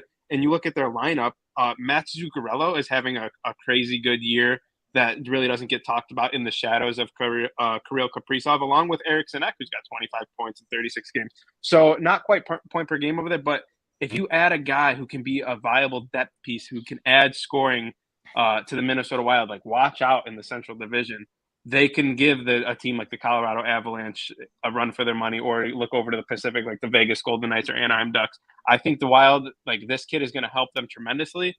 And not to mention, I don't know if we're going to talk too much more about the Wild. Cam Talbot has been unreal, especially at home. He's started in 12 games. He's got 9 wins and only 2 losses at home for Cam Talbot. So, I mean, the Wild are a very dangerous team in that Central Division. Yeah, I couldn't agree more. Matthew Boldy could be like a depth scorer this year and then turn into like a somewhat star player going forward. Even if he's someone like Patrick Sharp, who's like your 3rd or 4th best scorer on your team. The Wild are one of the best teams in the league in terms of players with more than double-digit points. And now a lot of them are starting to creep into the 20s. And then you got Kaprizov, who's on pace for 110 points. It's going to be interesting to see how this team does. I was going to bring up the Minnesota Wild as a squad. Mm-hmm. Especially at home, which Cam Talbot has been a great part of that at home. Yeah, I literally wrote especially at home on the list. So that's why Joey had a little bit of a smirk there. I believe they are 16-3-1 at home. And they haven't lost at the XL Energy Center in almost 2 months because their last home loss was the Winter Classic on January 1st, and that was 7 games ago. So that was 7 home games ago. So they're definitely great at home. That game wasn't even at XL Energy Center. Obviously, the Winter Classic was at Target Field, home of the Minnesota Twins. Home teams have been losing there for a little bit now. And I have right here, their last home loss before that, Vin, at XL Energy Center, was to the Buffalo Sabres in a shootout, a team that they should have beat at home. And if you want to go to the most recent home loss before that one, which you can argue is a game they should have won, it was November 16th, so very early into the season, 4-1 against the San Jose Sharks. So the Wild at home, I don't want to play them. Absolutely. And I believe they are a top 5 team in the NHL. And as of right now, I would pick them to beat the Colorado Avalanche in a playoff series, especially if they get home ice. It's interesting. I think I would just bet on the debate. home team because those are the two best home teams in the NHL. It's very true. So when you talk about that, you got to bring up the Minnesota Wild. Frank, what do you think of the Wild? Well, right now they're clicking on all cylinders, and then they just all of a sudden pull Matt Beattie out of their ass and play him for 13 games into an already team that has been playing phenomenal. Like you mentioned, yeah, they're 16-3-1 at home. They've won 6 in a row at home. Obviously, the loss to at the Winter Classic. So if you count that, it goes back further. But and they're getting hot, I think, at the right moment. Not that they weren't hot before, but even more so now because you're almost at that point of the season where you want to get on that stretch and pull together a few victories because you see in years past that when you get hot at the end of the season, those teams tend to make their regular season success and turn it into postseason success. So I think we're getting there being in the second half of the season. So we're going to have to watch and see what happens with the Wild going forward. But they're one of the most dangerous teams in the National Hockey League right now. So I can't wait to see what comes about it going forward. Joe, your thoughts on the Wild? Yeah, arguably the most dangerous team in the Western Conference. They're up there easily a top 5. You can argue top 3, top 2. I think that, Frank, I agree. They're getting hot at a great time. You want to see them keep it up, but a nice humbling loss in there every once in a while, as weird as that sounds, isn't necessarily a bad thing for a team when you're this hot. And yeah, I agree 100%. If you get hot right before the playoffs, you're going to carry that momentum into the playoffs.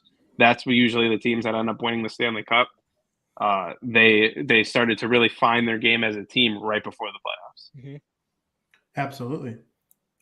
So when you talk about Matthew Boldy, he's probably too late for Rookie of the Year, but I definitely think there are a couple guys in the conversation for Rookie of the Year. I know Joey had a take that he believes Trevor Zegras is the lock to be the Rookie of the Year. I say not so fast. I actually think it's Lucas Raymond's to lose.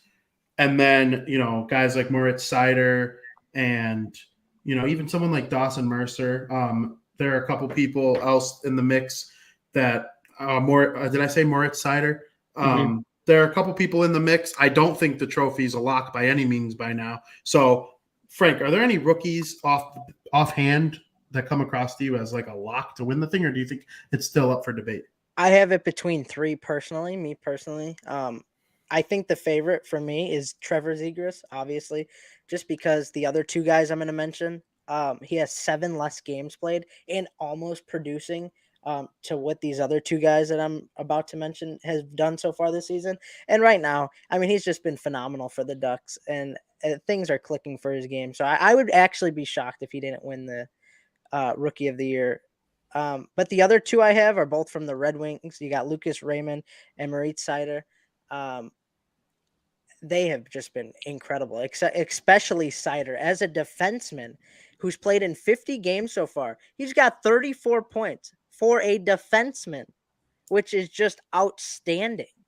I mean, if you could get 34 points in 50 games from a rookie defenseman, you're obviously doing something right. So right now I'd give it to Zegras. The other 2 candidates could come in and sweep it away, I guess, but it'd be hard to see Zegras not taking it home this year. Joe? Yeah, I agree. I think the thing that helps those guys is they have 7 extra games played. They have 7 more games at hand. Zegras is sitting at 43, where those guys are both sitting at 50. But, I mean, to get that kind of production from a rookie defenseman, I kind of agree that, I actually would pick him over Raymond. Nothing against Raymond. Doesn't he have like 2 hat tricks already this year? Right? I know he has 1 for sure. He's been unreal. So you can't argue. It's hard to argue against that. But here's where I'm ready for you guys to call me a homer. You look at some of these rookie goaltenders with a notable amount of game starts, and you look at the top, Jeremy Swayman. I kind of said it as a joke at the beginning of the season, and then he gets sent down to Providence with the return of Tuukka Rask. But now Tuukka's gone. Jeremy Swayman is for sure going to be, the Bruins' 1-2 punch along with Linus Ullmark the rest of the way, and he does have rookie status. This guy's stats are unreal for technically still being a rookie. He's sitting at 13th in the league for goals against average at a 2.15. He's getting wins for this team. He's got 2 shutouts.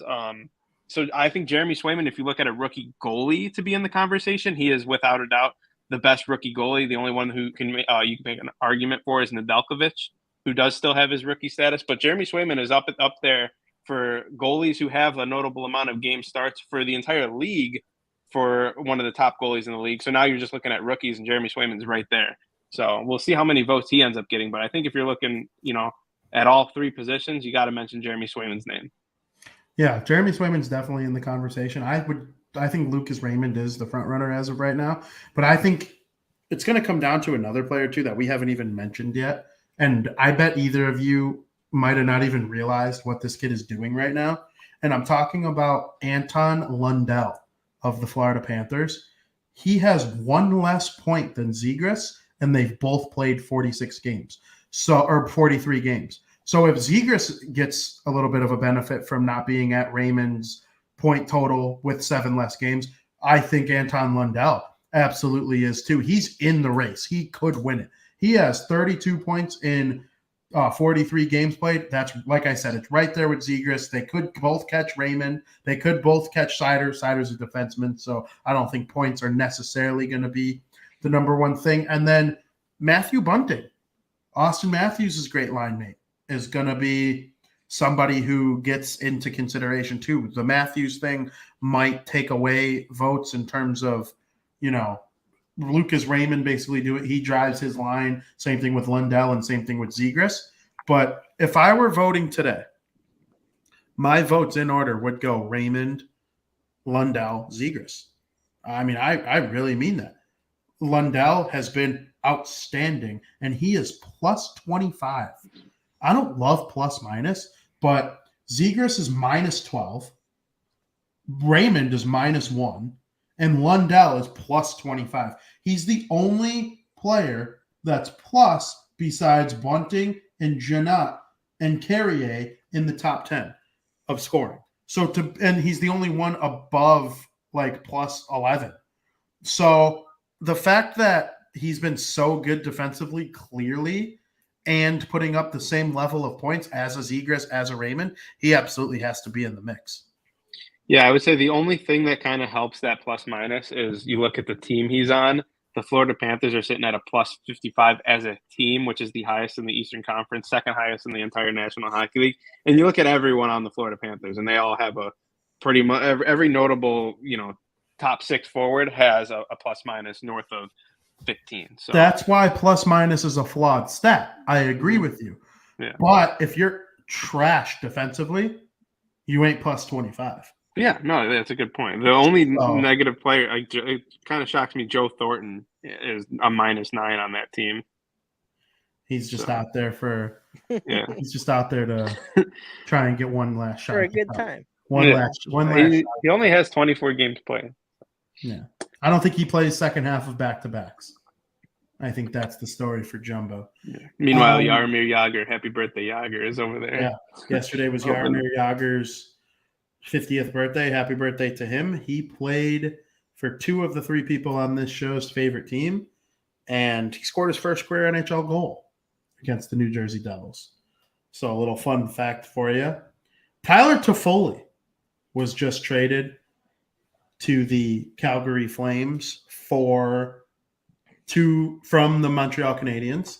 And Joe, I know you had some hefty thoughts on this trade. So why don't you grace the people with your thoughts on the Tyler Toffoli trade? Because personally, I don't even need to go after you two go. I'll just say I think both teams got exactly what they need in this deal. Yeah, so I have the trade right here. The Flames acquired Tyler Toffoli, and in exchange, the Montreal Canadiens acquired a first-rounder, a fifth-round pick, Tyler Pitlick, and Emil Heineman. Heineman? We'll call him Heineman. Don't know much about him. We know Tyler Pitlick, and then those first and fifth round picks, who knows what they'll evolve to. I think this helps both teams. I think the Montreal Canadiens are going to be, a thorn in my side in probably about 3 or 4 years. And I think the Calgary Flames are good enough to make a Stanley Cup run this year. And I think Tyler Toffoli is a great addition to this team.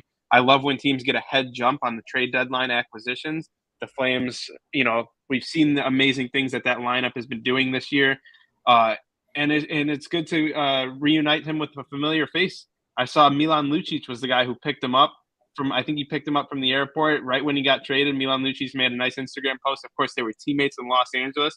So anytime you got a player coming into somewhere where they're familiar, they have friends on the team, it just seems to mold well. Don't forget who Calgary's coach is, too. And I was just going to get to that. And another familiar face, the head coach, Daryl Sutter, who coached Tyler Toffoli in Los Angeles, won a Stanley Cup with them. So I think this is a perfect fit. Tyler Toffoli over the Calgary Flames just makes them a more even dangerous team than they already are. Frank? I absolutely love Tyler Toffoli. I loved him when he was on the Kings. Yeah. I didn't watch him too much when he was on the Canadians just because Canadians stink and I don't watch a lot of Canadian games. Scored a lot of goals last year. Impressive season for the Canadians. I saw him in person. But Tyler Toffoli, I love this guy. And to be honest with you, I think that he's even going to produce more on the Flames than he did with Montreal. And I know you guys said he had a great offensive production last year, but look what he did in his first game. With Calgary, he scored a goal in his debut game. Tyler Toffoli scored a goal. I strongly believe that sports is all about chemistry. Joe, you mentioned Daryl Sutter, Lucic. You're coming in, you get some, you get that chemistry back on the team. It's just great. I can't wait to see what he does with the Flames, and it's a piece that the Flames needed. Did you see the goal? Briefly, I don't remember it, but I did see a clip of it. Hockey took the puck and lifted it above the entire neutral zone. Toffoli caught it on his stick onside in a breakaway and deked out the goalie. It was sick. He's an underrated player in my opinion. Absolutely. A lot of people don't talk about him. Not many people really mention him a lot, like I said, but to me, he's very, very underrated in his skill. He's got a lot of skill that's not talked about a lot. There's a reason they put him on hockey's line right when they got there. Yeah. I mean, you don't play with Johnny Gaudreau if you're not an outstanding goal scorer. So it should be a lot of fun. Tonight, Jack Eichel. He makes his long-awaited return, especially on this podcast. We've been talking about Jack Eichel for a long time. We talked about his surgery. We talked about, how much we loved him when he was with the Buffalo Sabres and can't wait to see him play for the Vegas Golden Knights because it's an elite team adding an elite player. He's back tonight to play for the Vegas Golden Knights for the first time ever. Frank, what do you think? This is going to be electric. I'm so glad that he's debuting in the Fortress and that he doesn't have to come in and debut on the road, because that building tonight, T-Mobile Arena, is going to be electric. The roof is going to blow off the place. This is the moment that Knights fans have been waiting for, especially because Mark Stone's not there. He's on long-term injured reserve. Robin Lehner's out due to an injury. So Eichel needs to come in and step up to give the Knights a chance against the Avalanche. I can't wait to watch it. It's a TNT game. It'll be on national television. I think it's going to be a great game overall, and it's great to see him back in a hockey uniform. Joseph? Yeah, if you scroll down I'm kind of doing it right now. If you scroll down the Vegas Golden Knights Twitter, it's just they're asking every single player about Jack Eichel. They're talking to Jack Eichel. Head coach is giving his input, and Jack Eichel is ready to play. It sucks that is it true Mark Stone is on the long-term injured reserve now, so Yes. He's kind of just swapping in with the Eichel. So we still are getting screwed out of a full, healthy Vegas Golden Knights lineup, which every hockey fan is just itching to see how good this team is going to be when 100% healthy. But, I mean, I'm excited to see Jack Eichel. We haven't seen him play hockey in quite some time now. And if you're a fan of the game, you got to be a fan of this guy. So I know I'll be tuned in tonight watching Jack Eichel make his Vegas Golden Knights debut. Heck yeah, I cannot wait. It's going to be a lot of fun to check out this team with Jack Eichel in the mix. They've been missing that number one center pretty much for a long time. I know Wild Bill had that outstanding season. He's still a great player, but Jack Eichel is now their best player. They keep trading for their best player. It's honestly outstanding. When they had the regular team, they weren't satisfied with going to the Stanley Cup final. They trade for Max Pacioretty. Okay. That's nice. He's our new best player. We're not the Golden Misfits anymore. Oh, let's trade for Mark Stone. Mark Stone's Ottawa's best player. Let's trade for him. We'll try and get Erik Karlsson, but when that ultimately fails, we'll go out and sign Alex Pietrangelo in free agency. Oh, that's not enough either. We really want to beat the Colorado Avalanche. The Minnesota Wild even gave us a scare. Let's trade for Jack Eichel. Now they're dealing with a little bit of an injury bug. They'll be able to get through it, I believe, and we will see Vegas make a deep run in the postseason with Jack Eichel leading the way. I'm excited. Shout out to me for scooping him in fantasy hockey. He is No one in my cares. Talk about the Boston Bruins. Okay, Boston Bruins. Brad Marchand, who is on my fantasy hockey team, is still out. But Nobody I cares. brought up. We're talking about my fantasy hockey team. I did pick up Jack Eichel. He is in my starting lineup against you, Vin. Who you should care because aren't you beating me? Yeah, I'm getting shit on 7-2 by yours truly, Vinny Parisi. So Jack Eichel's going to ruin your day today. We're going to sit Pierre-Luc Dubois in favor of him. So yeah, another good thing. I was itching for a shutout yesterday, Vin. Look, Talk look about the Boston Bruins. yeah, I just segued in from the Bruins to my fantasy team, and look at this 360 segue we're doing. I almost got a shutout from you yesterday. Jeremy Swayman put on a great game against the New York Rangers, ended up being 1-1 as the Bruins faced off against the New York Rangers that was in Madison Square Garden, right? Yeah. Trying to blank already. Mm-hmm. The shootout. I just want to talk real quick. It started off like a skills competition. We just saw some great moves. Jake DeBrusk, Charlie Coyle, Artemi Panarin, and who else was it? Who scored the goal to make it 2-2 for the Rangers? Zibanejad? Was it Mika? I don't know. It might have been actually. But anyway, it was a great shootout. And then we go, round 8, no one's able to score. And then the Rangers ended up winning. I forget who scored it. But Philip Hedl. I don't think it was him. Pretty sure it was Miller. Keandre Miller. Regardless of the fact, it was a disappointing loss. The Bruins, I actually thought they were going to win that game. I thought it was going to be, the Bruins always seem to have that next man up mentality, and they are without their two best players in Bergeron and Marchand. But it is a little concerning that they're only able to score the one goal. Charlie Coyle has been on a tear. But we'll see how they do against the New York Islanders tomorrow. I don't even want to talk about one of the games that was in between now and our last show, because they just can't seem to do anything against the Carolina Hurricanes, who last Thursday completed the season sweep over the Boston Bruins. And just listen to these goal totals. The Hurricanes in Game 1, 3-0 them. Game 2, 7-1 Hurricanes. Game 3, 6-0 Hurricanes. So the Bruins get swept by the Carolina Hurricanes in all 3 games. And if you're a math guy, that's a deficit of 16-1. I don't want to play them in the playoffs. So I don't know what it is. The Carolina Hurricanes are the new Washington Capitals in terms of they just have the Bruins number. Then they bounce back with a shutout against Ottawa, and I would have been very pissed if they lost that game. But Jeremy Swayman is back with the Bruins, and he's been playing some great hockey. So looking at the Islanders tomorrow. The Devils beat the Hurricanes 7-4. The who? Frank, any thoughts on anything Joey said about the Boston Bruins? Yeah, I mean, they've been just playing phenomenal hockey, and the fact that he mentioned that they have to play the Hurricanes coming up, they're struggling right now because I think they could be better than what they are showing to be. They're a great National Hockey League team, but I think they could be playing a lot better hockey right now. So we'll have to see how the rest of the season goes, and see how they put all the pieces together going forward. Yeah, I'm very high on the Bruins. I think they have a chance to go deep. They do need some of their big guns to be healthy going forward. Yeah, so absolutely. I definitely am looking for that to be the case. I don't want to talk about the Devils, so I'm just not going to. They stink. Jack Hughes and Nico Hischier, all-star, 3rd star of the week. They're great. Everybody knows they're great.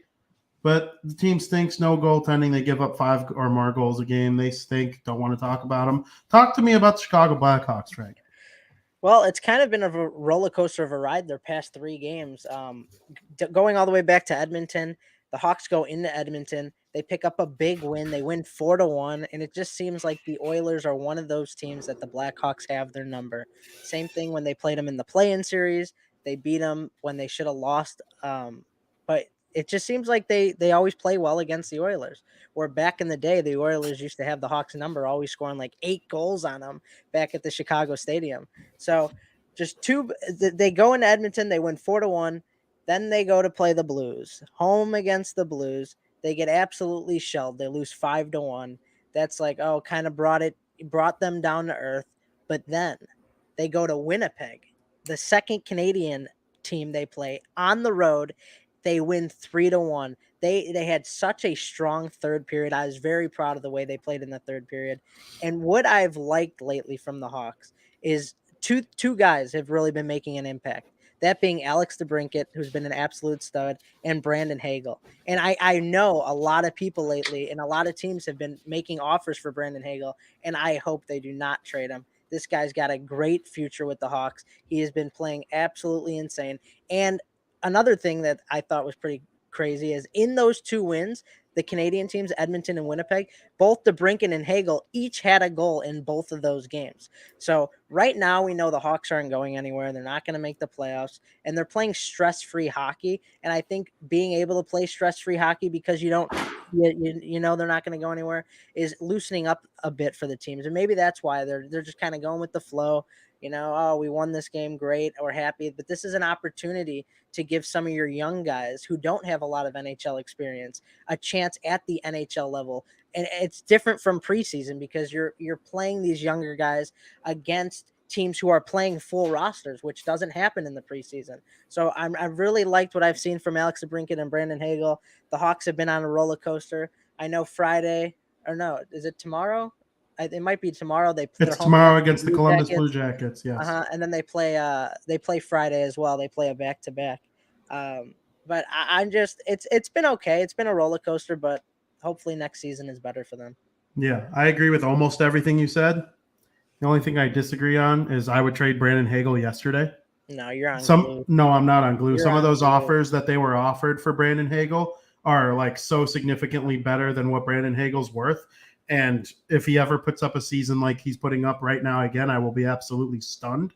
So I would trade him right. He's Frank Schwindel of hockey.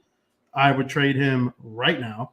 And if that offer from the Vancouver Canucks was actually real and they said no, then I don't know what the hell they're doing. I mean, a little birdie told me that they're going to hire their GM later this week. Hint, hint, wink, wink. It probably is going to end up being Kyle Davidson, which I think is probably the right decision. Unless it was like Eddie Olczyk, but I would hire Eddie to be the president. But yeah, that's my thoughts on the whole thing. The Hawks they got a lot of work to do. Joe? I guess I'll just talk about the future. The future of this week, I should say. Frank, you did a great job summing up kind of their past few games. You were right. They play tomorrow, and they got a nice little homestand coming up. They play tomorrow against Columbus. Then Friday is against the Dallas Stars. And then probably the biggest test of these 3 games is on Sunday at 2 p.m. They play against the Florida Panthers.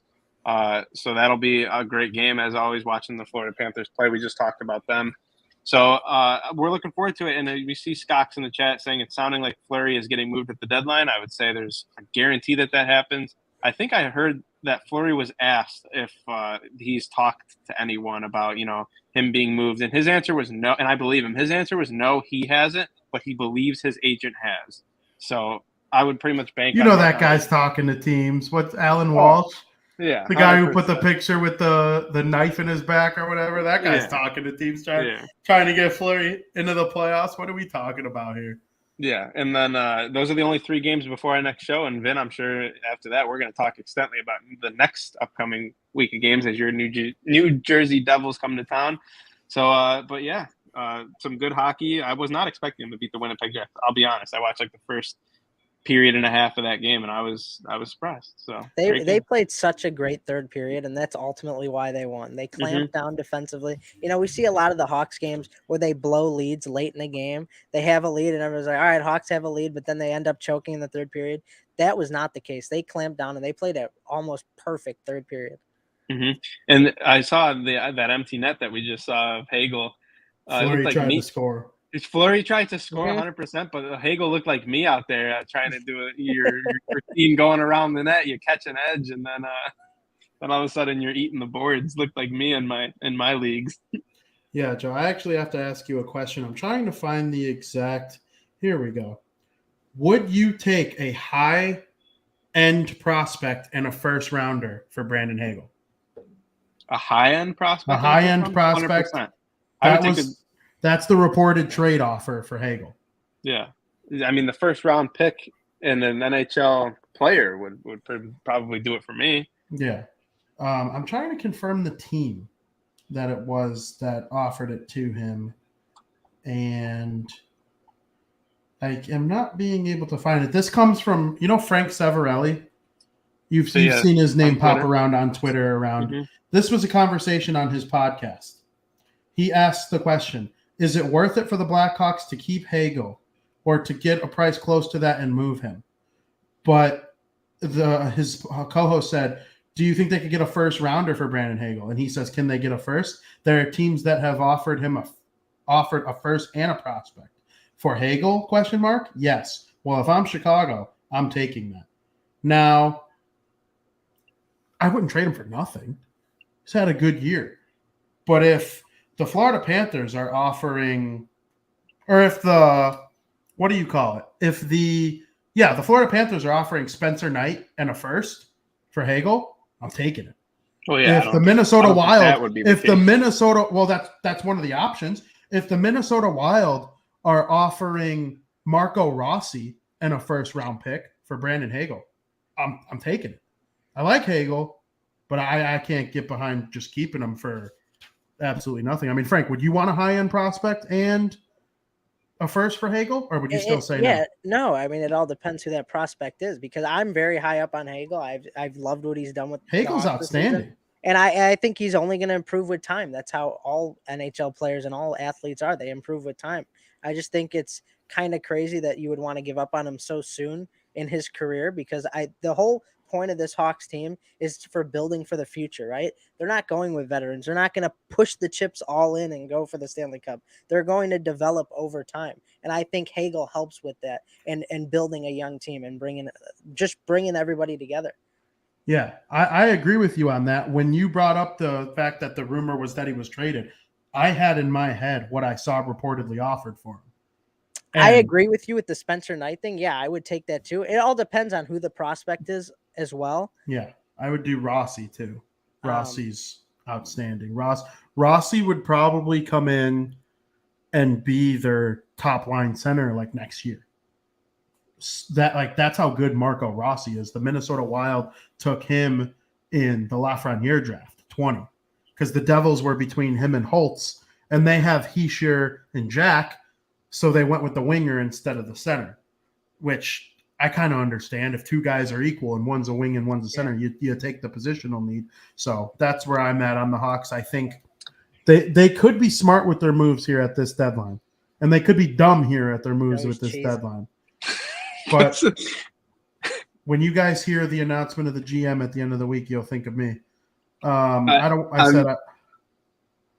I said I'm cheesing because I found out when you look at splits, there's so many cool stats you can look at on the NHL app and on NHL.com. When you look at splits, I'm looking at Brandon Hagel's splits. He is on Wednesdays. He has got 2 goals and 6 assists. Well, they don't play tonight. I wish I know they don't play tonight. He watches this podcast and gets so hyped that he goes out and plays well. Thursdays, Frank, not looking too good. He's got 0 goals and 1 assist. So we'll see how he does. Tomorrow's the day. We'll see how he does against Columbus. But, hey, there's a merit to this. If this is Friday, he's got 3 goals and 3 assists in 7 games played. So he plays good on Fridays. He plays good on Fridays. If he ends up having a good game against Dallas, I'm going to start looking at these day by day when I make my bets. He gets a healthy sleep in, Yeah, your boy might be at the game tomorrow against the Columbus Blue Jackets. So you're going for 1 a week, huh? You go to the Bulls game last I will be at the game against the New Jersey Devils next Friday, and that's the one time that I want freaking the Devils to just pull out a win with VP in attendance. Joe, one of our all-time favorite players, one of this podcast's favorite players, reached an incredible milestone yesterday. Of course, I'm talking about the all-time great Sidney Crosby, scored his 500th career NHL goal against the Philadelphia Flyers. It was about as storybook of a 500th goal as Crosby can score, because it was his 500th career goal. It wasn't an empty netter, so it wasn't janky. It was his 50th career goal against the Philadelphia Flyers, his number one rival. You might remember that video that came out 8 or 9 years ago where somebody asks him what he thinks of the Flyers, and he goes, I don't like them. And he goes, I just don't like them. They don't like me. I don't like them. He loves torching the Philadelphia Flyers. The Flyers themselves put pictures of Sidney Crosby inside of their urinals so people can like go pee on Crosby. Like they got that hateful at points, and he just destroyed them. They've won nothing since he came into the league. He's won 3 cups. And I also think it was incredibly fitting that it was Sidney Crosby with the primary assist from Evgeny Malkin. It's been the Sid and Gino show for 15 years now.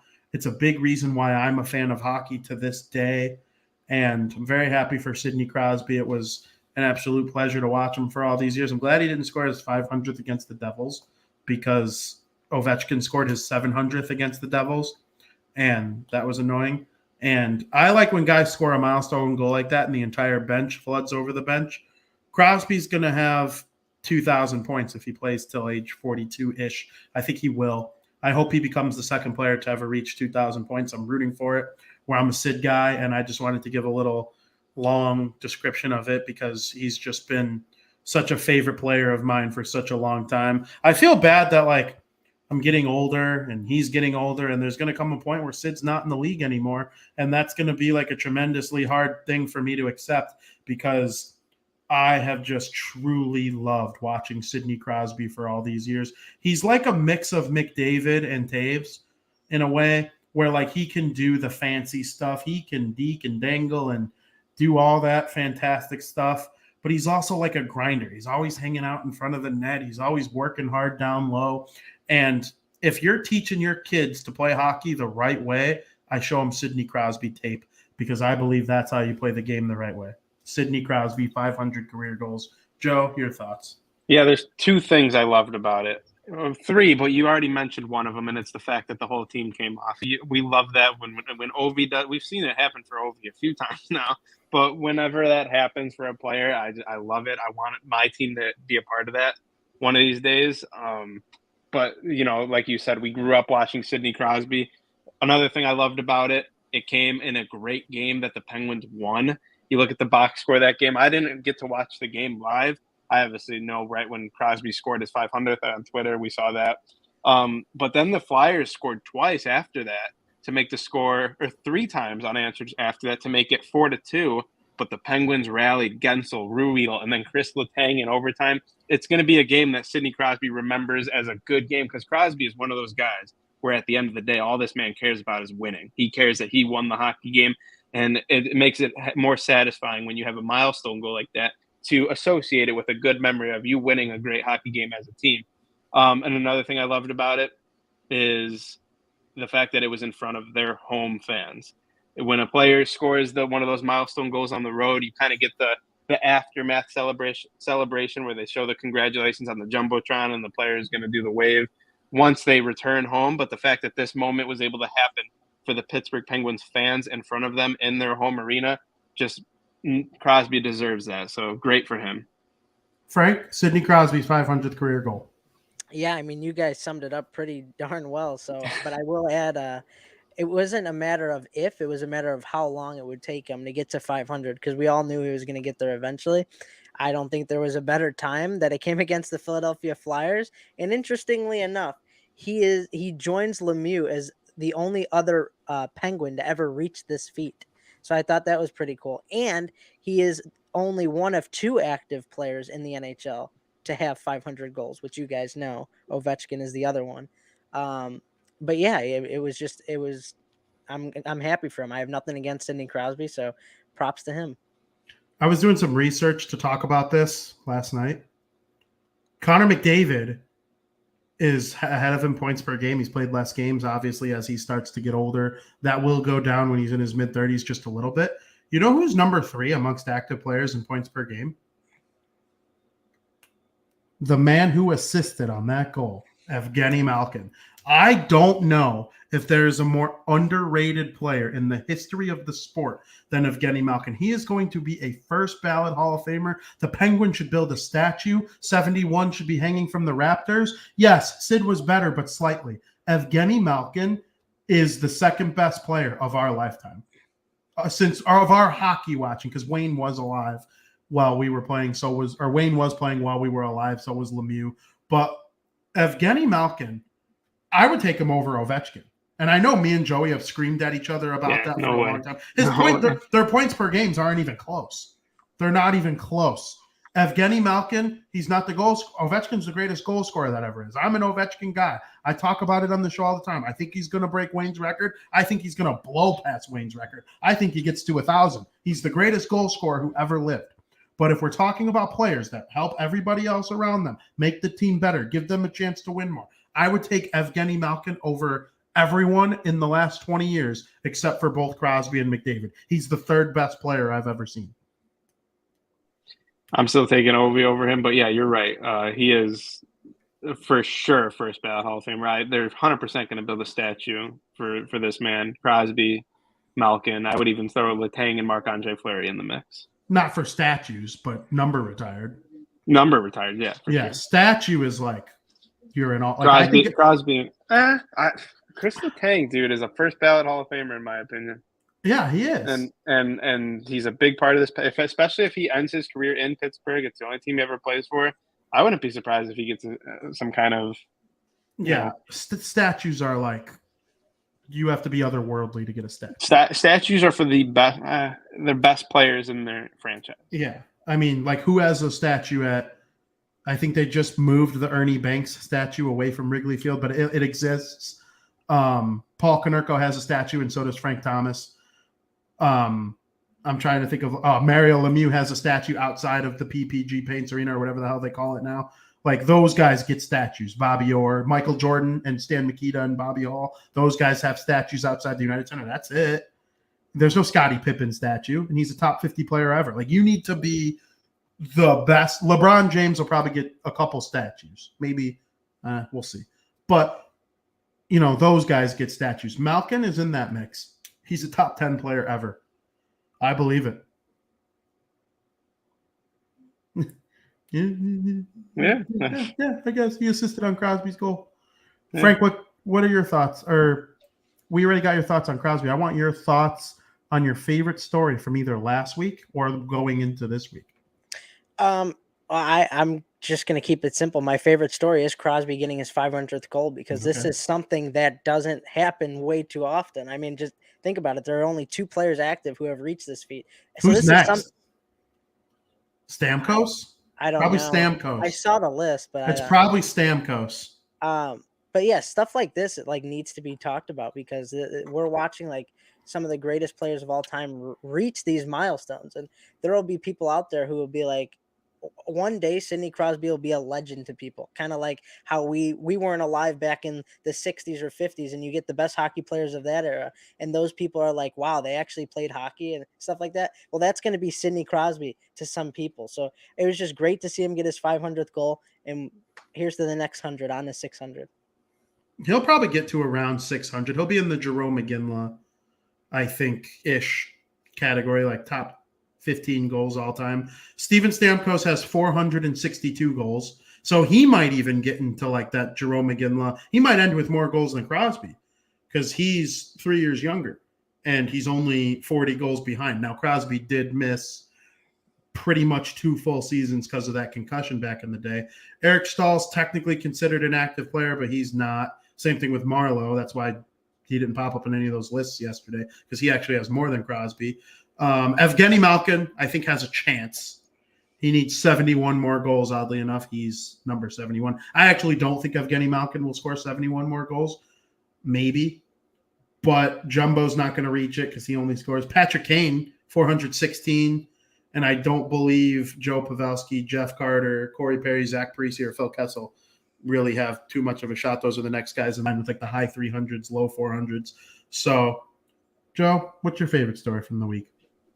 Yeah, I'll kind of switch gears back to the younger side. We've been talking a lot about the vets of the league and their accomplishments, but I'm going back to the younger side. And the favorite story for me is the lead up and the anticipation, the shedding the non-contact jersey, the insertion of the lineup tonight. Jack Eichel's NHL or season debut tonight is the biggest story because it's kind of been like a week-long process. Like once he shed that non-contact jersey is the moment I picked him up in fantasy and I started to get excited. And then they announced a couple of days ago that he will be making his season debut tonight. So it's just this whole storyline and this whole process with Jack Eichel has been the thing I've been looking forward to the most. So that's going to be my answer. Very interesting. Can't wait to see Jack play for the Golden Knights. We'll be tuned in tonight. My favorite story is the one that's coming up. I'm very excited for a game. I'm not positive. I'm not going to be able to watch it live, but I will certainly be keeping up with it and catching either the condensed game later on in the evening or later that night. And the Florida Panthers play the Minnesota Wild on Friday night. And that to me is a premier matchup of two teams that don't play each other very often. It's an ESPN Plus exclusive, and my guy, John Buccigross, is calling the game. And I just can't wait to either tune in live or catch the highlights later. It's definitely a game that I'm invested in.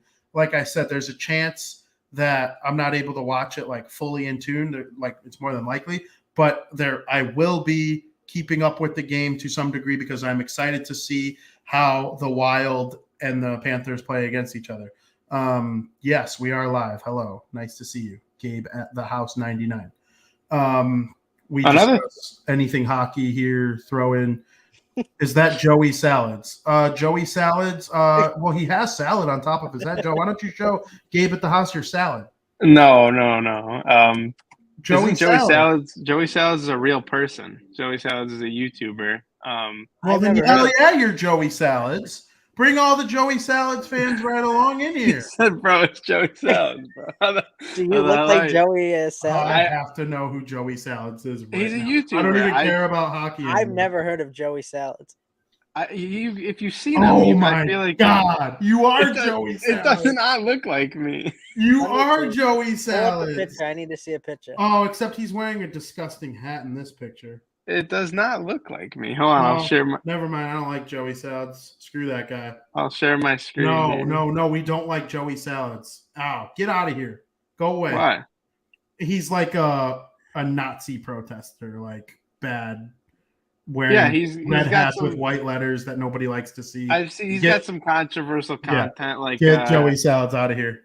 Joey Salads is a piece of shit. He does like pranks, like public pranks, man. Frank, I guarantee you've seen some of his videos. Maybe I have.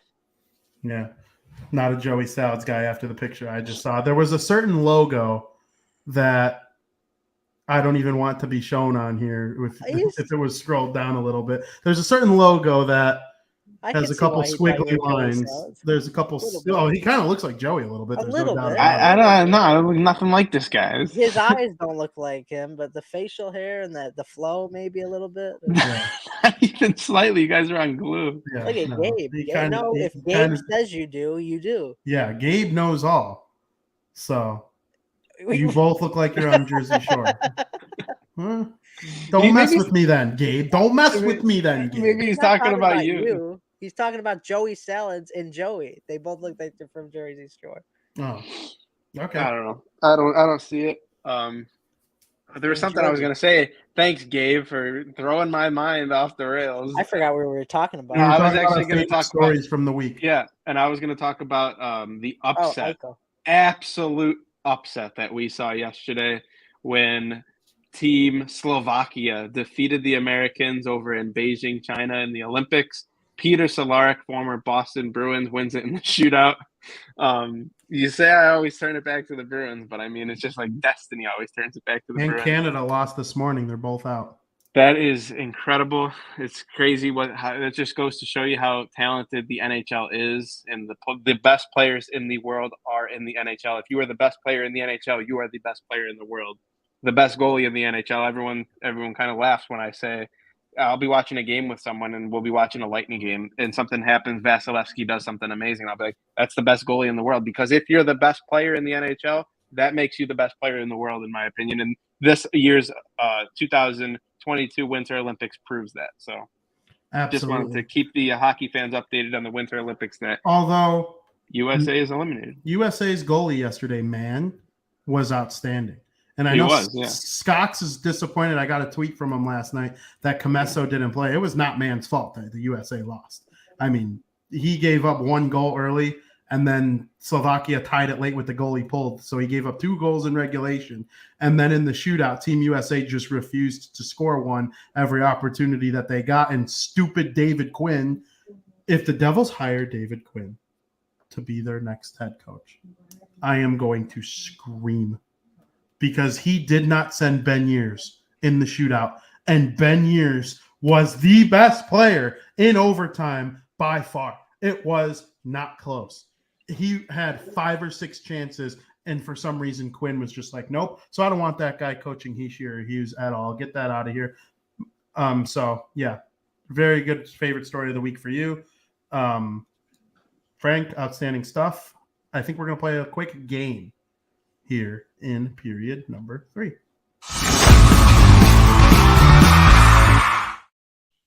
Welcome to period 3, where we're going to play a little bit of a game here. It's called Pick the Winner. This one I will need my phone in order to, kind of have my prompts ready to go. So I'm not texting or doing anything, negligent to the show. I am absolutely participating in the game with you guys. So I have to ask you, I'm going to give you each a prompt, and you are going to respond with who you think will come out on top of said prompt. Do you understand? So if I were to say Joey and Frankie are both competing for the nicest facial hair, who do you think is going to win? Joe, you would pick who you think is going to win. Frank, you would pick who you think is going to win. There are some questions here where the answer is broad. It could be multiple people. Okay? So I'm going to ask you. I don't know what Gabe is hinting at here in the. He's talking about the movie. I'm drawing a blank on the movie with Doug Glatt. Is it Goon? Yes, Goon. Yes. Yes. So he's literally just referencing Goon as if it's a real team. Yes. Halifax Highlanders. We get it. Doug Glatt, the guy, the superstar of that movie. Okay. Yeah. So hilarious. Points in the NHL. Leon Draisaitl and Connor McDavid are tied for the league lead with 66. Trailing them shortly after is Jonathan Huberdeau with 64. And Alexander Ovechkin and Nazem Kadri are tied for 4th. Jonathan Ice Hockey Goudreau is number 6 with 60. And then Austin Matthews, Kirill Kaprizov, 57. So I ask you guys, pick the winner. Who will lead the National Hockey League in scoring by season's end? Joe? I'm going to go with the chalk answer, and that's Connor McDavid. I think he is the most consistent point scorer in the National Hockey League. Say what you want, but for this, I'm just going to go chalk. All right, Frank? I agree. It's going to be Connor McDavid. There's really nothing else to say. Yeah, while it's close now, he's the type of player that could pull away at any moment, and I could see it happening down the stretch of the season. All right. I didn't expect each of you to pick McDavid. I'm not surprised, though, because I would pick McDavid, too. But just to kind of add a little bit of spice to the show, if McDavid wins, this is one you're not allowed to roast me for. You could roast me for some upcoming ones. You know which takes you're allowed to roast me for. I'm going to throw out a name here that I think could win it besides McDavid, okay? And that's Jonathan Huberdeau. Jonathan Huberdeau is the only player in the NHL with 2 5+ point games this season. He's been one of the most consistent playmakers in the entire NHL. He could shoot, he could pass, he could do everything needed to help elevate the Florida Panthers and make them one of the best teams in the NHL. And although the Edmonton Oilers are hot right now, since making the coaching change, they've won 3 in a row and are now back fully in playoff position, tied for 3rd in the Atlantic Division. Or not the Atlantic Division, the Pacific Division. Sorry, I get my oceans confused. It could go either way, but I like Huberdeau in this race. I think he has been exceeding all expectations, even for himself, because we've seen him score 90+ points in the NHL. This might be the year where he eclipses 100 and asserts himself as one of the best in the NHL in terms of playmaking. What do you think of that pick, Joe? I think it's a great pick. I think Huberdeau definitely has what it takes. Like I said, it's chalk going with McDavid, yeah, but I think McDavid has been – you mentioned the 5-point games from Huberdeau. I think McDavid has been the most consistent point scorer to where, like, I mean, how many games in a row will this guy go without a point? Yeah, I think he's gone 2 or 3 maybe this year. I think it's only 11 games out of the 50 that they've played that he doesn't have a point. So yes, I agree with you. He was also trailing by a couple there, and he caught up because he's McDavid. Yeah. He's the most Exactly. consistent. Other guys go on dry spells. McDavid doesn't. There will be a game where Huberdeau gets 5 straight points and maybe take the lead for a couple days, but McDavid's always getting 1, 2, sometimes 3. And I think consistency here is the biggest yes, factor that plays in, because especially with if McDavid goes out and has a 5-point game, it's game over because his consistency is going to carry him through, and he's going to end up finishing with the highest point total. That's in my opinion.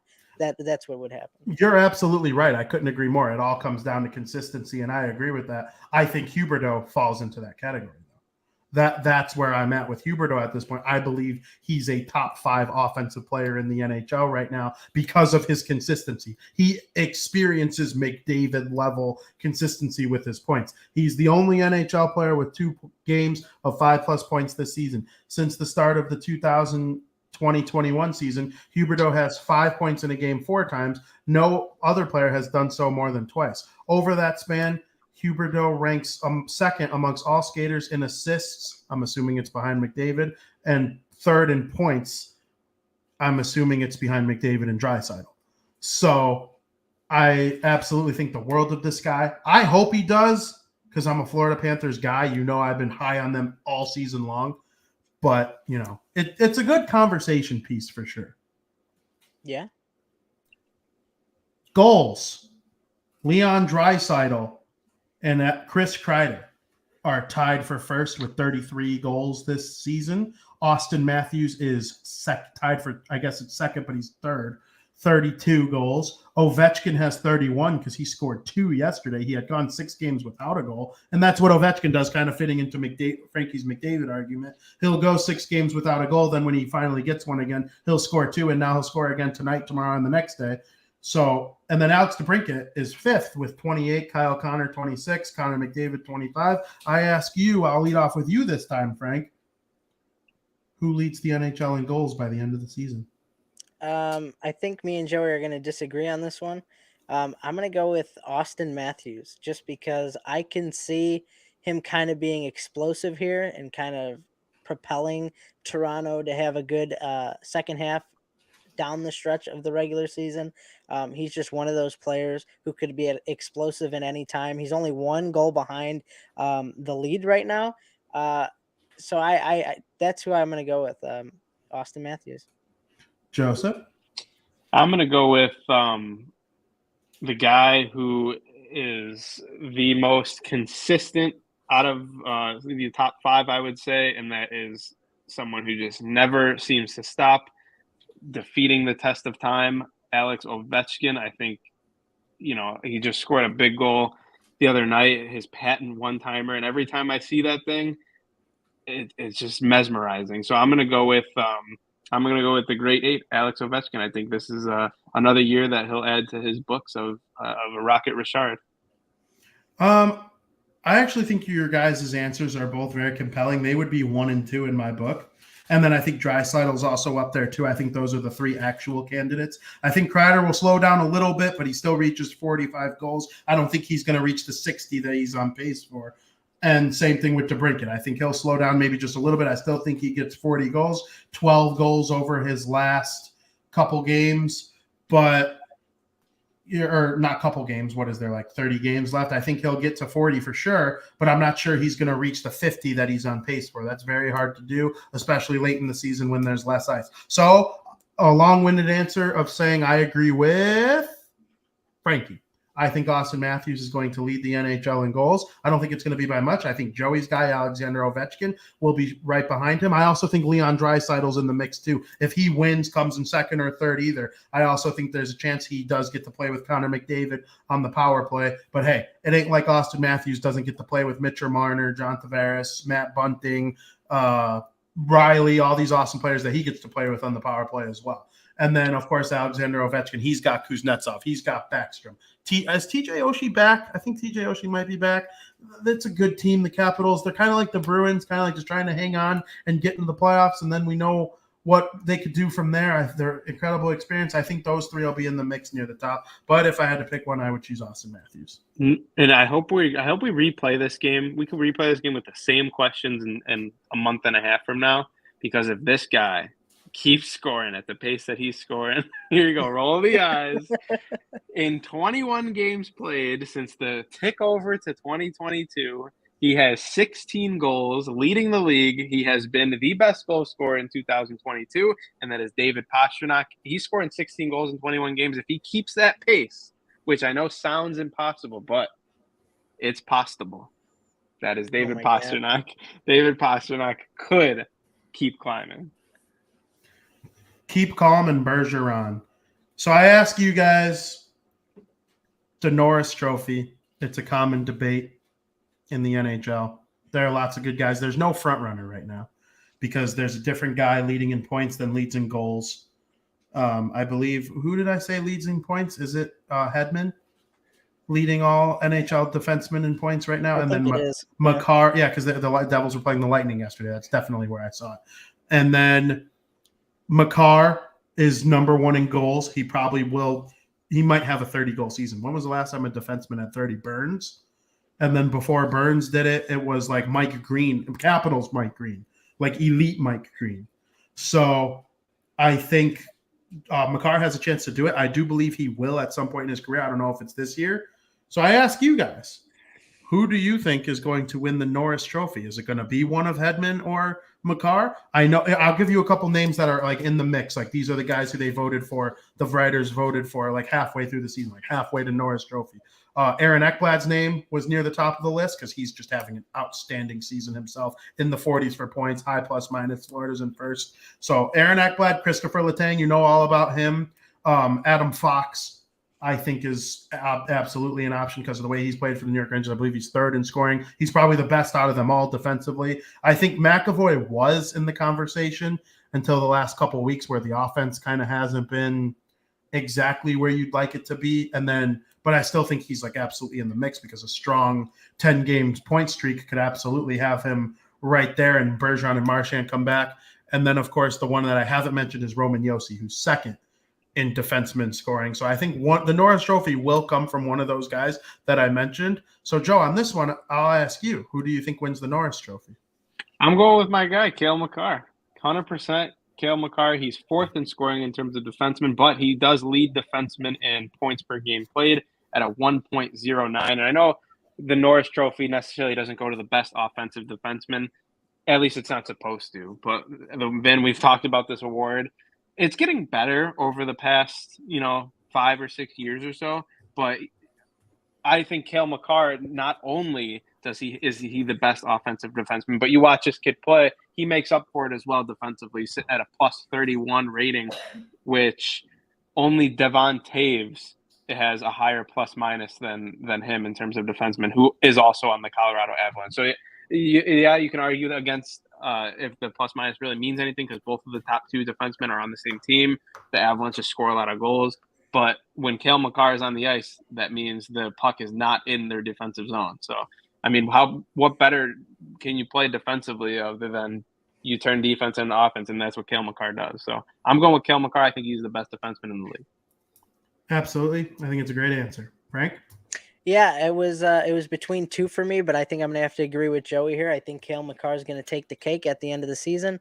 And a part of the reason is this guy is so quick, and he uses his quickness to play good defensive hockey because his speed allows him to get to the puck quicker than anyone else, or to stick check one of the offensive players that he's trying to defend. It's just absolutely amazing to watch.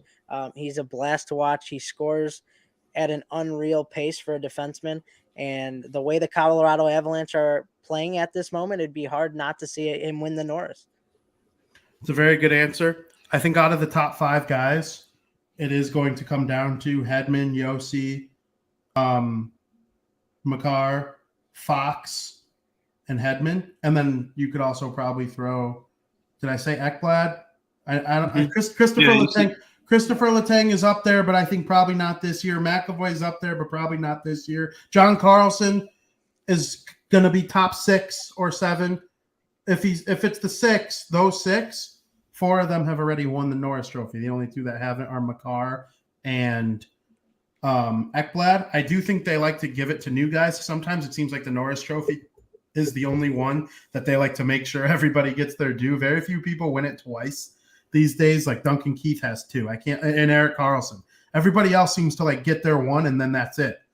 So it kind of makes me go against this pick, but I'm going to go with Victor Hedman.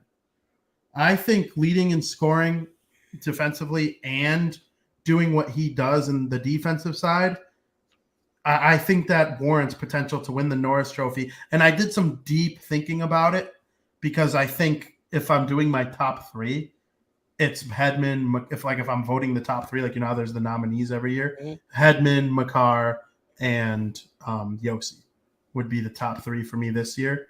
Fox just misses, but Fox could come up and win. Any of those guys can really win.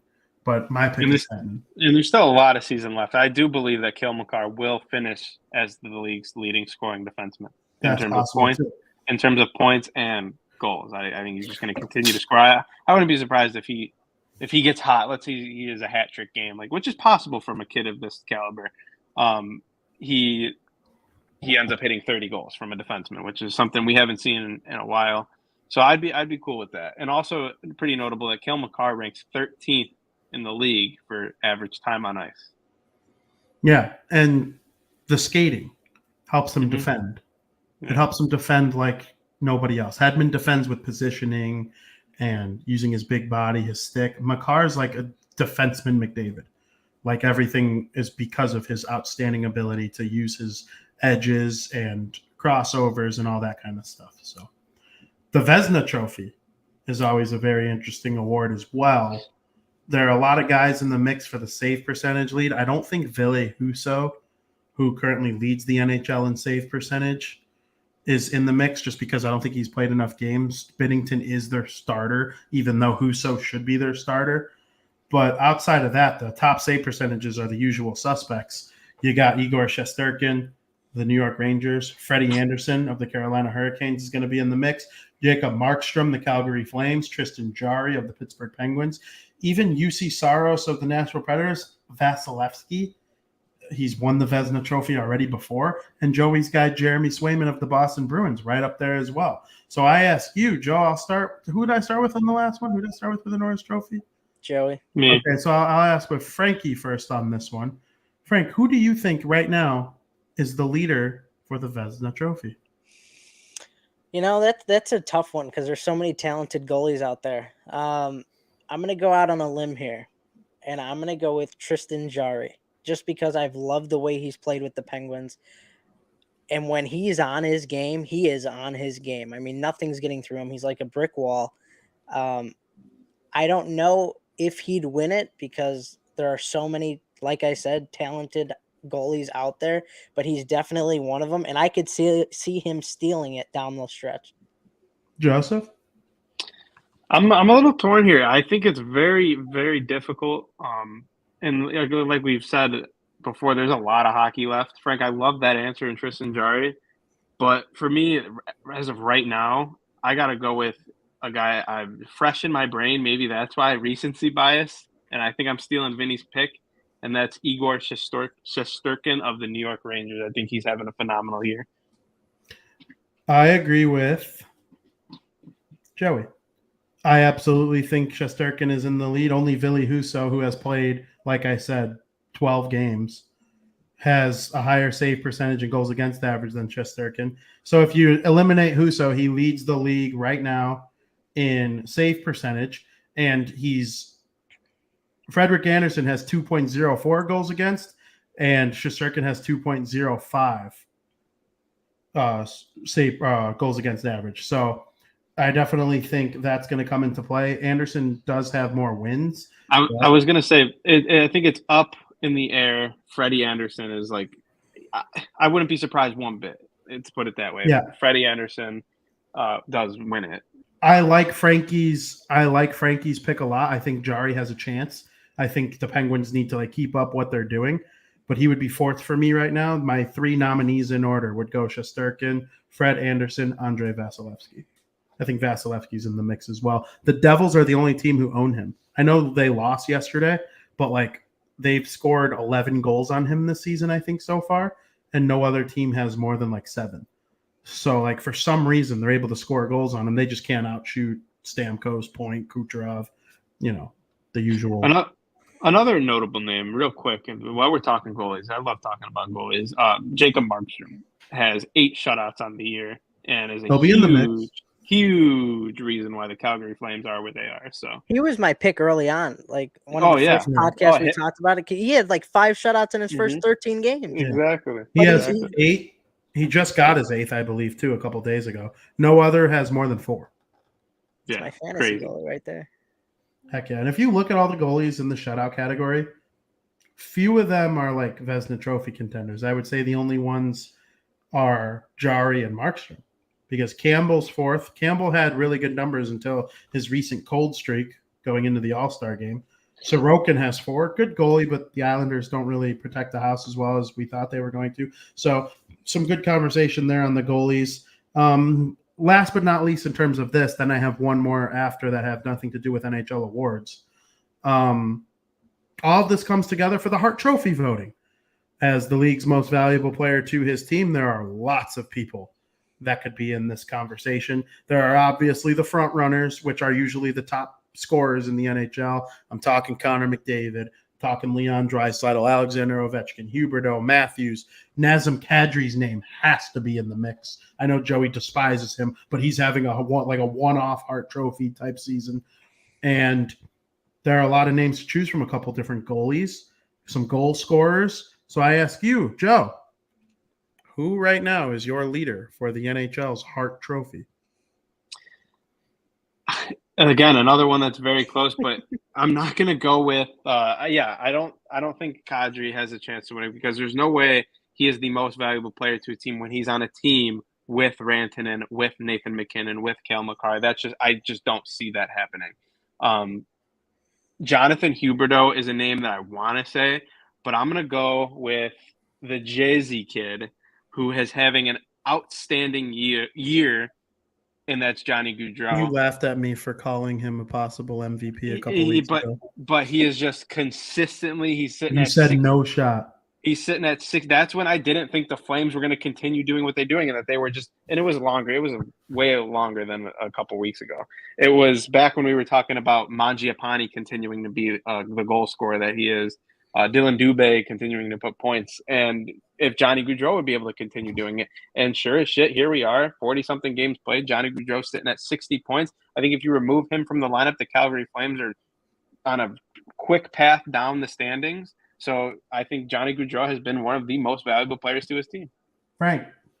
I'm going chalk again. I'm going to say Connor McDavid, just because imagine if the Oilers did not have Connor McDavid. That team would crumble. I mean, they're already not even considered to be like elite right now. So, and if you're talking about the Hart Trophy and who's most valuable to your specific team, I would have to say Connor McDavid is most valuable to the Oilers, especially because I think he's going to lead in points. Like I said, it's just hard to believe, it's just hard to picture what the Oilers would be out with, what the Oilers would look like without Connor McDavid. So I'm going to go with him. 2 very good answers. Huberdeau comes in second for me, Joe. I know you brought him up. I would vote for him second right now. My number 1 pick is Austin Matthews. I believe Austin Matthews is the most valuable player to his team right now. I know there are other stars on the Leafs. I don't like to use that 2 against a guy unless it's like I used to use that as the argument for Hall, but that's because he had 40 more points than the team's second leading scorer. Like, that's a little different than what hockey's doing in Calgary or what Kadri's doing with the Avalanche. Like, he's not ahead by 50 points. Yeah, I don't think Kadri has a chance to win it. I don't even think he'll be a top 3. He won't be a top 3. He'll be top 10, though. I don't think he'll be – yeah, I was going to say not even top 5. No, he'll be top 10. If it were up to me, I think there are 2 Colorado Avalanche, maybe 3 players who are going to be higher than Kadri in the Hart race. Yeah, well, Kadri might lead in points. I told you that it's my dream to advance my writing enough to be able to vote for the Hart Trophy. I want to vote for the Hart Trophy. It is like a dream of mine to see my name next to a Hart Trophy voting scale. And if I got to vote right now in order, I would go Austin Matthews, Jonathan Huberdeau, Connor McDavid. Those would be my 3 in that order. And I think if first one gets 5 points, number 2, I think you get 5 people you vote for in order. And then it's 5, 4, 3, 2, 1 for number of points. And whoever has the most points wins the Hart Trophy. I believe that's how it works. So it would go for the top 3. It would go Matthews, Huberdeau, McDavid. And I would give a nod to hockey 4th. And then I don't really know what I would do 5th. I would have to really do some extensive research, but I'm excited about it. It's a lot of fun. I do have one more pick the winner, but it doesn't have to do with any NHL awards. Tonight at 10:10 p.m., in my opinion, is the golden gem of the Olympic Games, the Winter Olympic Games. It's even better than the men's by a lot because it is the best on best of women's hockey. It's not a college team like in men's. Like if the NHL players were there, it would be close. It would be a close tie between the men and the women for the golden gem of the tournament. But tonight, the golden gem, USA versus Canada, the best rivalry in the sport. And men or women, I would say it's the best rivalry in international Olympic competition. United States versus Canada, you got, some superstars on each team, outstanding goaltending on each team. They played already once before, and the women of Canada prevailed with a 4-2 victory over Team USA. We've seen this before. And they're going to meet again in the gold medal game tonight, 10-10. So I ask you to pick the winner. Joe. I'm going to go with the Americans. It's hard to beat a team twice in a row. I see a lot of, it's probably because I follow a lot involving the women's hockey for USA on Twitter, and I see a lot of the off-ice stuff with this team. I don't really see it with Canada, so I can't speak for it. I'm sure it goes on, but it's this team, these girls, they are obsessed with winning, and they are obsessed with beating Canada. I honestly think they're going to do it. I think it's going to be an amazing game. Frank? I'm pulling for the U.S., but I'm going to give the nod to Canada, which should be a very, very tight game. I think that this game is going to go into overtime, and I think the Canadians are going to pull it out by a score of 3-2. Like I said, or like I'm going to say, I think this game could go either way. Both teams are very, very, very talented, and I cannot wait to watch this game. I've been super pumped for it ever since it became official that these two teams would be playing for gold. But I think Team Canada will win 3-2 in a shootout, or not a shootout, in overtime. That's my pick. I hope it doesn't go to a shootout because it just ruins the excitement when a team wins in a shootout. There's nothing like an overtime winning goal. Frank, I love that you said it was going to go to overtime because I was going to say I have a feeling we're going to see a late game tying goal. Yep. Regardless of which side it is, very close. You pull the goalie and you get that moment of tying the game late. I'm so excited. Stop. I'm so excited. And then you go to overtime and the team is going to win it in overtime, whether it's the Americans, whether it's the I Team agree Canada. with Foster. He said 3-2 USA in overtime. It could be 3-2 USA in overtime. Mm-hmm. It could be 3-2 Canada in overtime. I do think Team Canada will prevail, unfortunately. But I'm cheering the women on and go Team USA. Yep, go Team USA. I am picking them to defeat the Canadians in overtime by a score of 5-4. I hope they win so bad. I remember in 2018 how truly excited I was to watch the Canadian girls, the American girls beat the Canadian girls. And I have a lot of love for that Canadian women's team. Marie-Philippe Poulin, she has an NHL shot. She's the Wayne Gretzky of women's hockey. She is outstanding. She scored on a breakaway. It might even been a penalty shot in their preliminary round game. She's outstanding. She put the dagger in the U.S. The U.S. were pressing them hard when they were down 3-2. And then Marie-Philippe Poulin was awarded a penalty shot, and she scored. And that put the dagger in Team USA, and they weren't able to make the comeback. I don't expect much of that tonight. I'm expecting a big game from Hillary Knight, who we have seen be so clutch in the last couple weeks. Kendall Coyne-Schofield, Illinois native, works for the Blackhawks. It's outstanding. I'm blanking a name. Is it Brianna Decker who works for the New Jersey Devils? Either way, I'm just so excited. there's employees from all over the NHL. The NHL does a great job of helping move the women's game forward, and I'll be tweeting about it too because I want everybody to know how awesome it is, and I'm very excited to share it with everyone. So go Team USA! I hope they pull out the gold medal here. No loser in tonight's game because a silver medal in the Olympic Games is nothing, nothing to be ashamed of by any means.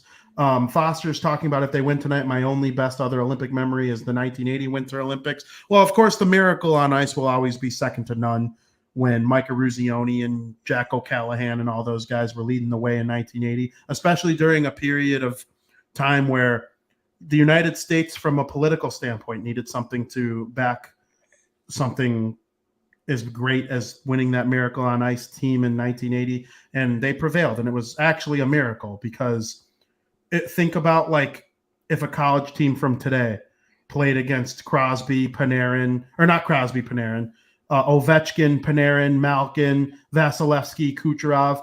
Imagine if like a college all-star team played those guys. They would get destroyed. So that's basically what happened in 1980 when those kids from college, Minnesota, Boston College, they went in and beat Konstantinov and Fedorov and all those guys who were just amazing on the Soviet Union team. So it's outstanding. I love the Olympics. I'm excited for the women tonight, Canada versus U.S. Make sure you're tuning in and make sure you're following at Vinny Parisi on Twitter, at The King Bean on Twitter, and at Joey Parisi on Twitter for all the best possible updates you can get on the game. And with that, the game is over. Period 3 is over. But the show's not over because we would like to send you to our all-time favorite skit, the greatest segment in the history of American podcasting, Breaking Bets.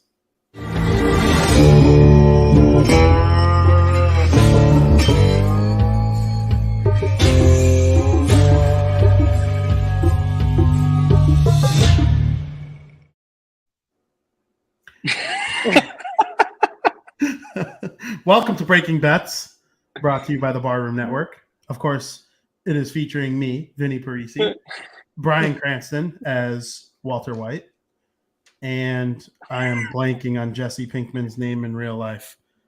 I cannot think of his name in real life to say Paul. Jake Paul. Jake Paul? No. Logan Paul? Logan Paul? It's not Logan Paul. It's the other Paul. Brothers. It's the other Paul. What Paul? What Paul Chris is it? Paul? It's not Chris Paul.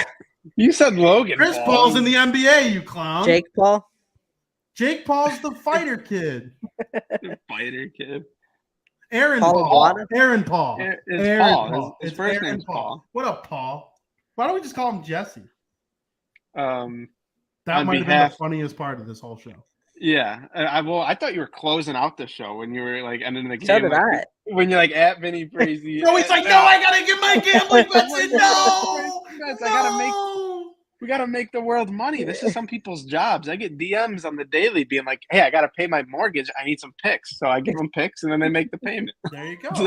It's Just that I simple. hope they have to do No, it you look hockey a little- and not football. You look a little different. I did. I'm just gonna go ahead and get this out of the way. I apologize. I don't have the hat and glasses. You know, life throws you obstacles. So what do? We take those obstacles. We overcome them. We make bets. We make money. It's what we do on this show. I don't have the hat and glasses.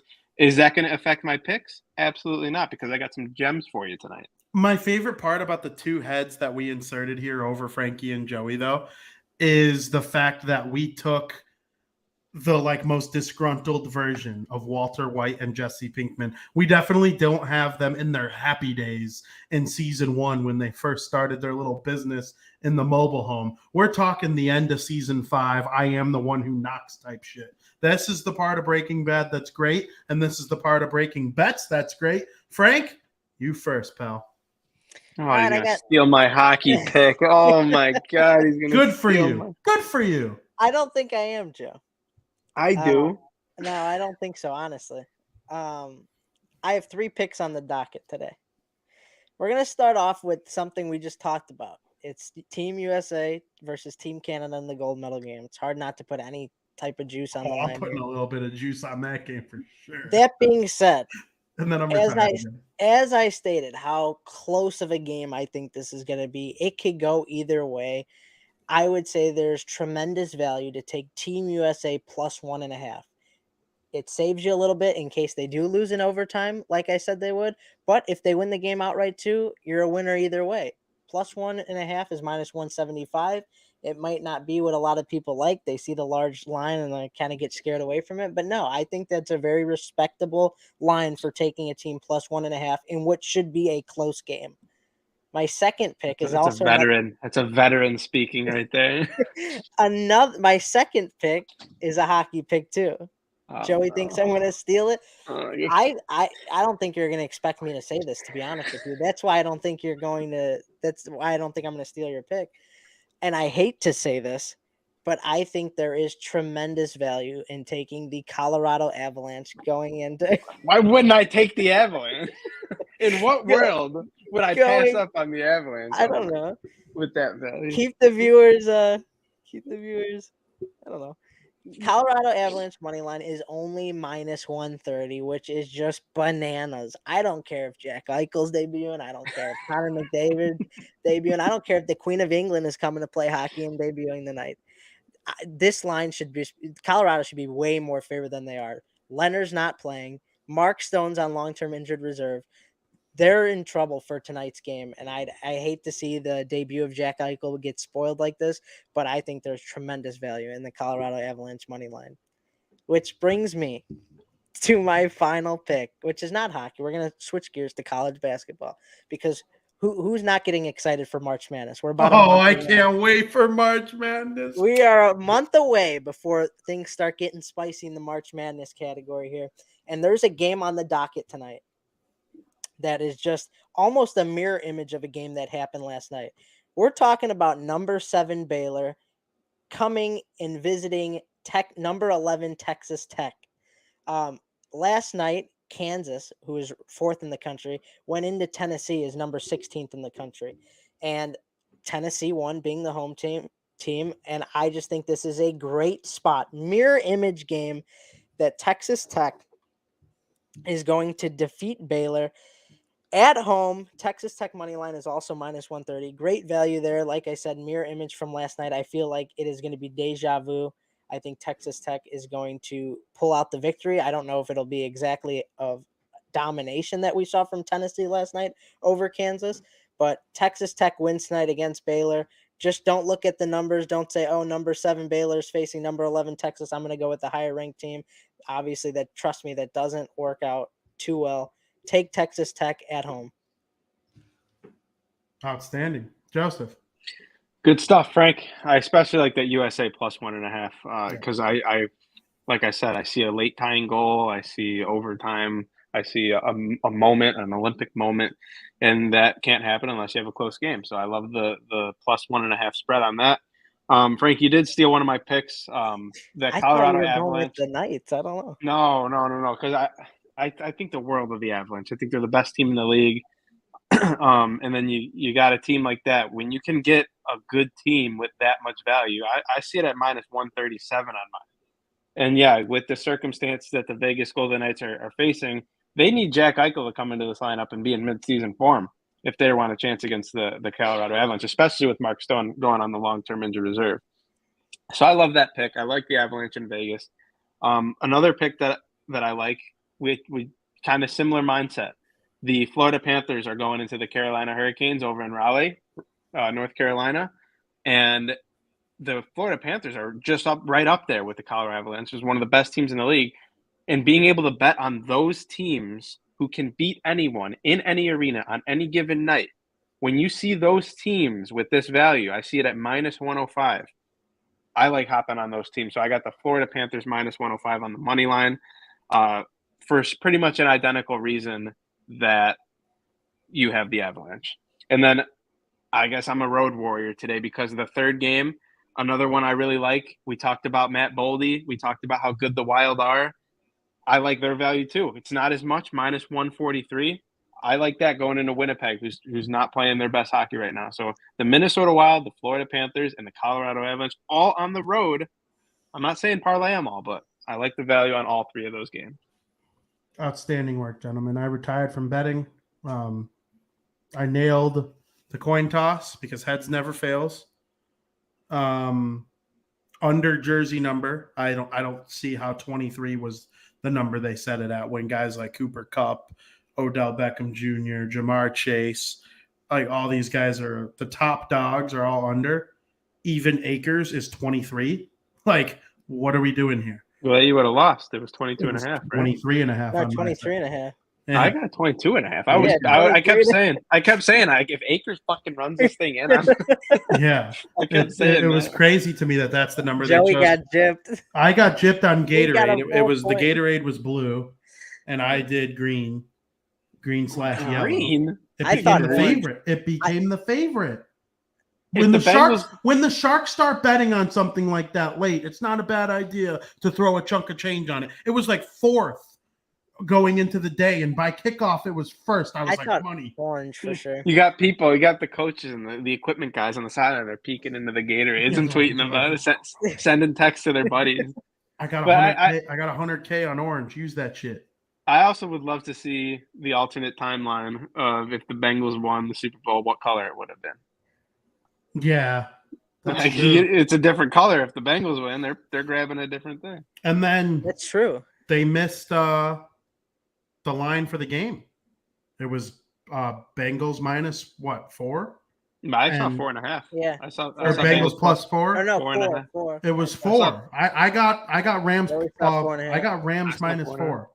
I got Rams minus 4, and I got screwed. Because Bengals it was plus 3. 4.5 to me was a great bet, and it hit. So Yeah, it was a great bet. It did. I didn't take it. But Yeah. Even 4 is good. 4.5 is good. Yeah, both quarterbacks went under rushing. It was an interesting betting game for sure. I definitely did way better last year than I did this year. Oh, but same. whenever Tom's involved, I know what I'm doing a lot more. So Instinctive I need to vibe. find my new Tom. Who's going to be my new Tom? Is it you, Justin? Hopefully. Did you guys enjoy the show? Yeah, it was fun. I It was a did. good show. It was a very good show. I enjoyed talking hockey with you guys.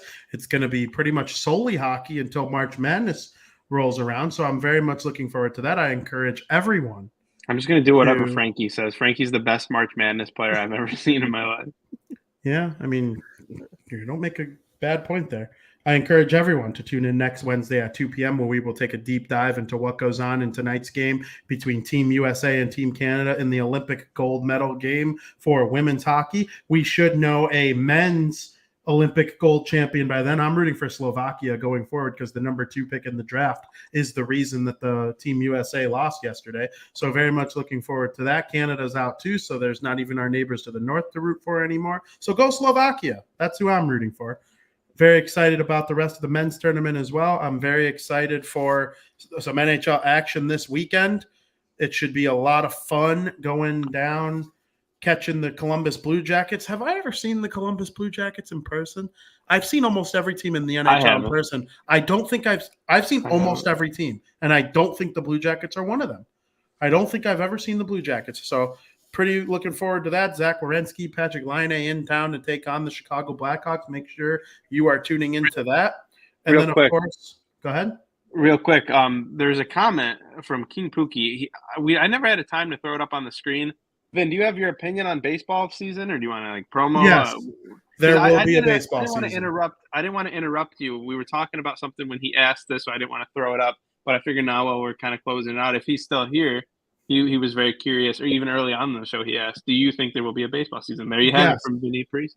I do believe there will be a baseball season. I do not believe spring training pitchers and catchers were supposed to report yesterday. And then today was supposed to be the first day that they actually started throwing and working on their mechanics. So spring training would have officially been underway today, but instead it's not. Everybody's hoping that they're able to get another meeting. They are supposed to schedule another meeting between the Major League Baseball and Major League Baseball Players Association later this week. Guys, one meeting could end the thing. That's the thing people don't understand when they keep saying, "Oh, we're never going to get baseball back." We are going to get baseball back. One meeting will end it. And guess what? A little birdie told me. He's got a lot of birdies, this guy. I do got a lot of birdies. Hey, you guys all have access to my sports brain for free. Okay? You can either use it to your advantage or not. They are feeling, this is a fact, that they are already feeling revenue impact by the lockout. There are not people buying tickets. Nobody's buying tickets for this season. I haven't purchased a single ticket. Last year, I knew 3 games I was going to already by this point. I do not own a single ticket to a Major League Baseball game next season, and I am not the only one. Why would anybody buy a ticket right now? Why would anybody put money on a game that means nothing? It might not happen. So the MLB, it absolutely is going to play. The owners are already starting to feel it. Wait till the players start missing games. Wait till their paychecks start to get impacted a little bit. These two sides are going to come together. I'm obviously team players. The owners are all a bunch of cheapskates who, don't want to play this year because of revenue. They don't care about the actual game. Of course, I'm team player. Oh, it's millionaires arguing with billionaires. That's not always true. Okay, a lot of Major League Baseball players are not millionaires. I would say most of them are not. Not everyone is Mike Trout, Giancarlo Stanton, Bryce Harper. Most guys don't make that much. I mean, a lot of money to us, but like generational wealth, no. Every owner is a billionaire. So I don't get how anybody could be on the side of the owners here, but I do believe the owners are already feeling the revenue loss. Nobody's buying tickets to games that don't exist right now. So once the players start feeling it, these two sides are really going to come together. The last MLB proposal was a complete joke. They want to eliminate jobs in minor league baseball, and they want minor league players to not get paid for spring training. That is never going to happen. The Players Association will never let a single player participate in spring training without getting at least a little compensation, even if it's a $30,000 a year salary, which is what a lot of minor league players makes. You can get a executive position at McDonald's making more money than some major minor league baseball players. And that's where really the lockout kind of starts and ends. So I don't think that there's any way that this thing doesn't get done eventually. They will have a deal at some point. I just hope we play 162 games. That might be in jeopardy. But spring training's already delayed, started today, and they're not there. So I do believe there will be a season is my long-winded answer to King Pookie Nation. Very good. Yep. There you go. So that's our show. I hope everybody enjoyed watching Bar Down Talking Hockey. And speaking of baseball, you could tune in to catch me tomorrow on Crosstown Crosstalk with Cubs beat reporter Maddie Lee. We're going to talk some Marcus Stroman. We're going to talk some Frankie Schwindel. I want to talk about some Patrick Wisdom action. Does Anthony Rizzo rumors coming back to the Cubs? Another little birdie told me that's just impossible. Are stuff like that going to happen? We'll see. I think the Cubs are actually going to have a really good pitching rotation next year. And going to have some good conversation with her about the team on the north side. And then, of course, I'm going to talk my shit about the Sox at some point during the episode, too. There's no doubt about it. Got articles going up to Fansided. Frankie did outstanding work covering the Super Bowl from a Madden perspective. So make sure you check out his work at AppTrigger. And for @TheKingBean on Twitter, @Joey Parisi on Twitter, I'm @Vinny Parisi on Twitter. As always, thank you for listening.